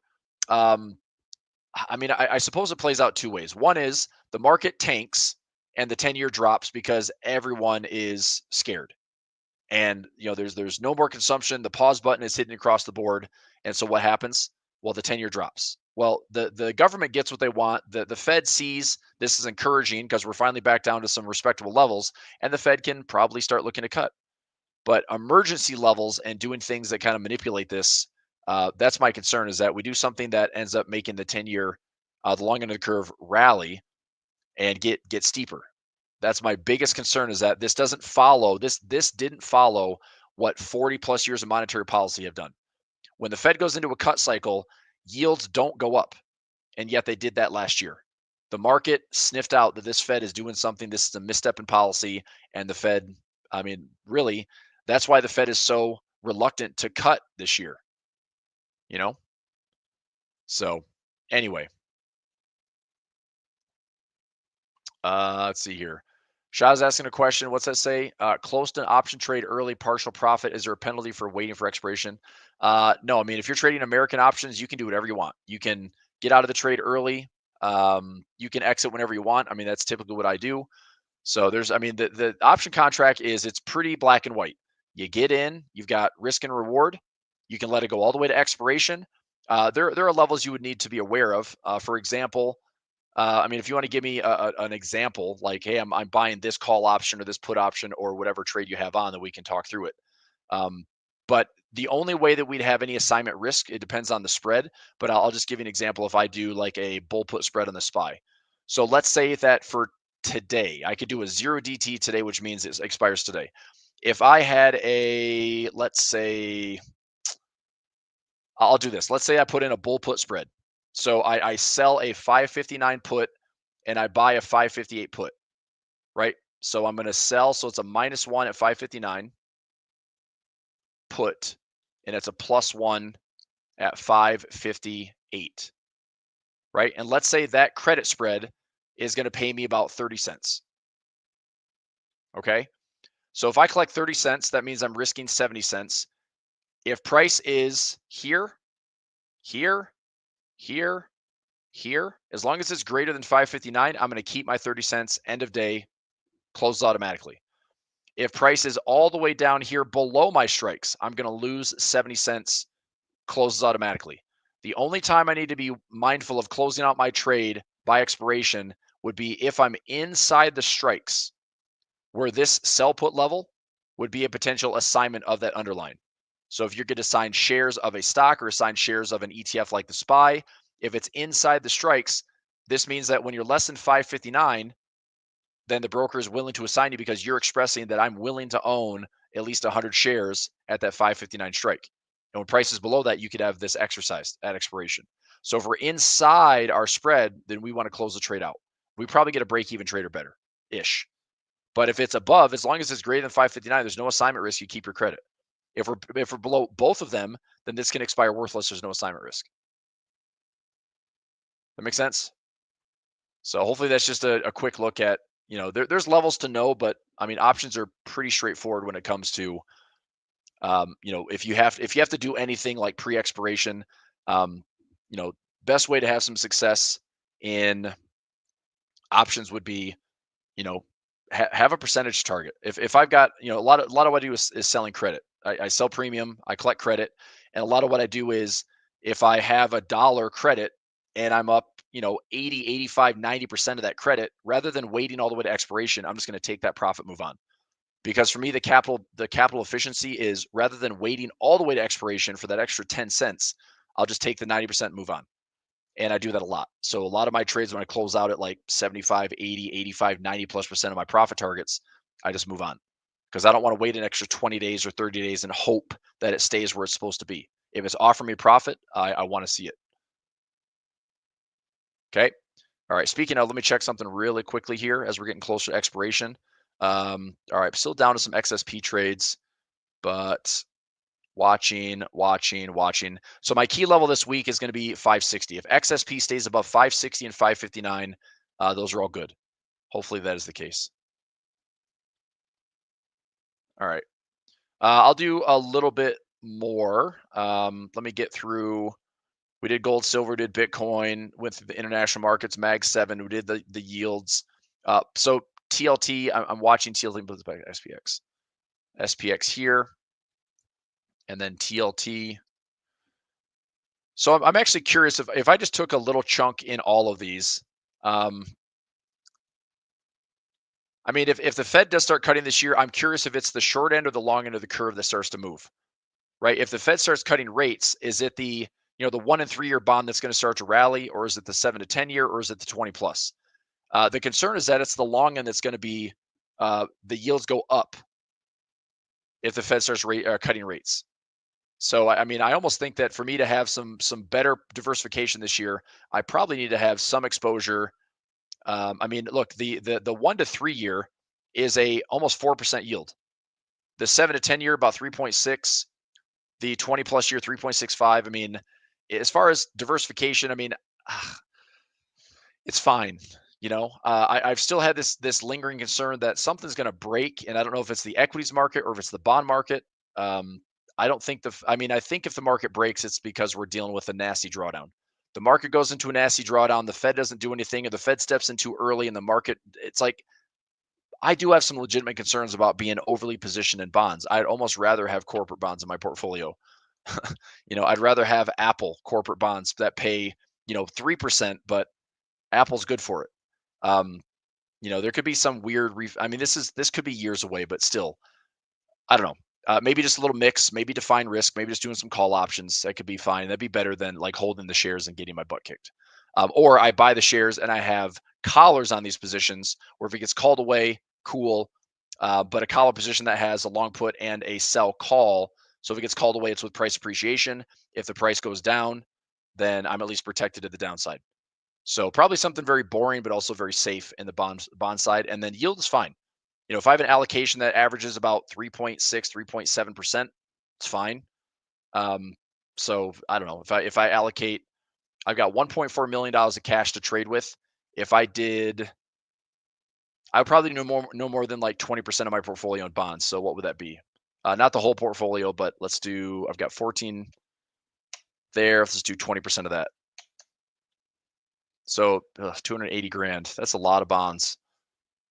I personally don't love it. I feel like I'm just going to see lack of performance. It's safety. Yes, that could be lowering the volatility overall, but I don't love it. I mean, TLT is a good play. I'll keep working that a little bit, but I want to get on the shorter end just in case these actually have better performance once we start to see a Fed cut cycle. Pound yen, nah. I mean, unless you're a scalper, that's your day-to-day price action on pound yen. I've seen the only successful traders I've seen with pound yen has been scalpers, just because there's good volatility every day. Otherwise, yen pairs across the board, I pretty much, unless I love the setup, I don't trade the yen that much. So I'll trade 6J, I'll trade FXY. That's my exposure. I like 6J quite a bit actually because it's just an options trade for me. Define risk, so I don't have to worry about all the negative swap and all the nonsense with radical irrational movement on the yens. So yeah, my lesson learned on fighting the yen for, I don't know, in 2012 I didn't fight it, I made a ton of money. In 2013 I did fight it, lost some money. 2022 I did fight it. I had to take 9 months to build myself back into a break-even position, as I did well elsewhere. But the yen is just a pair that it doesn't trade like a currency. Like I've learned, currency trading for me is efficiency, pivots, technicals, pockets, efficiencies, liquidity, right? Like that's the Forex market. The Japanese yen behaves like a stock. When it gets a destination, it goes so frantically that you don't get any pullbacks. It's nothing but flags. It's pushes and pauses and pushes and pauses, and it works bullish and bearish. So if you're on that side as a trend follower, it's great. But good luck finding that trend once a year. So you get like a 1 month trend or 2 month trend out of a 10-month waiting game. So again, I know some scalpers that are very good on pound yen because that's what they focus on is intraday levels, and it's the pair can move in a given day. You can probably find 50 to 100 pips somewhere in there, but then you got to pick your battles, and it's a 24-hour market. Who knows what hour it's going to be best? So it's just a lot of work for a currency pair that I think behaves very weirdly compared to what I like to trade. I like to trade efficiency. I like to get into pairs that I'm not worried about the market going against me. In a Japanese yen, if it's going against me, I have no idea when it's going to stop. So that scares you on the end. All right. Anyway, I'll start wrapping up here. I think we're about good. Talked about the 50-day moving average on the S&P and the NASDAQ. Market breadth wise, still not offering like a broad buying opportunity, not yet. One way to look at this is NDFI for the NASDAQ and this is S5FI for the S&P. Look at the monthly chart. I want to end on this today. Okay, this for the monthly chart. Here's why I think it's important to, if you have the patience and the presence of mind to kind of keep this in the back burner at all times, if you're wondering for a time to get in the market, look at every time this is touched on the month. Every time it touches on the month, it goes higher. Okay. And so I think what's encouraging is if you have the patience to line this instrument up and look at these, even if they're short-term buying opportunities. Okay. When it hits, it goes up. When it hits, actually, it came crashing down to it, and then it bottomed out, and then a month later, it was ripping higher within 2 months. It hits, it settles back. I mean, that's a big move to the upside in the short term, and then it rips a month later. It hits and goes up, hits and rips the entire month, hits and rips the next month. I mean, this is kind of wild that it somehow hits and rallies for that month, hits and rallies a month later, hits and rallies a month later. Point is that it may not be perfect, but I think if you give yourself 30 to 90 days, you're going to see some pretty extreme bullishness when you can time the market at these lows. I know that's a long window, right? But 30 to 90 days, look, if and I'm saying 30 to 90 because if it doesn't cooperate immediately, then wait. But within 1 to 3 months, if we have to like bottom out for a month, indecision for another month, and then rip the following month, well, there's a month. There's a waiting game for a month, and there's a rip. So within like 30 to 60 days, you're starting to see the benefits of that positioning. That makes sense? So this is one thing that's going to be one of my timing indicators for if we have another flush lower, that within a 30 to 90-day window, I think we've got a good opportunity to be very bullish on the market. But that's going to come with potentially, a lot more pain and flushes lower that we could be talking about discounts of, indexes down 15%, 20%, 25%. And it's scary, and it's going to be difficult to navigate. That's why I'm trading for income right now. I'm not heavily positioned on really anything, just taking stabs and incomes. It's all defined risk. But I do like, I just saw this yesterday on the monthly chart. I'm like, well, that's a good indication that if you're willing to wait for a month or two, that the payoff is pretty substantial. So anyway, food for thought. So that's NDFI for the NASDAQ and S5FI for the S&P. Again, if we hit this level, 30 to 60 days, markets tend to be very responsive to that. And that gives the market time to settle in. It's not going to be the bottom necessarily, but within reason, I think within 30 to 90 days, you're going to get some pretty good reactions. So that is why, I mean, to me, the definition here is dry powder. If I have cash to deploy, that is a good time to use it. It has paid pretty well as far as time in the market over, this goes back to 07. So, I mean, for nearly 20 years, it's been a pretty good timing indicator. So, all right, that's it for me today. I'll let you go. Thanks. See you tomorrow.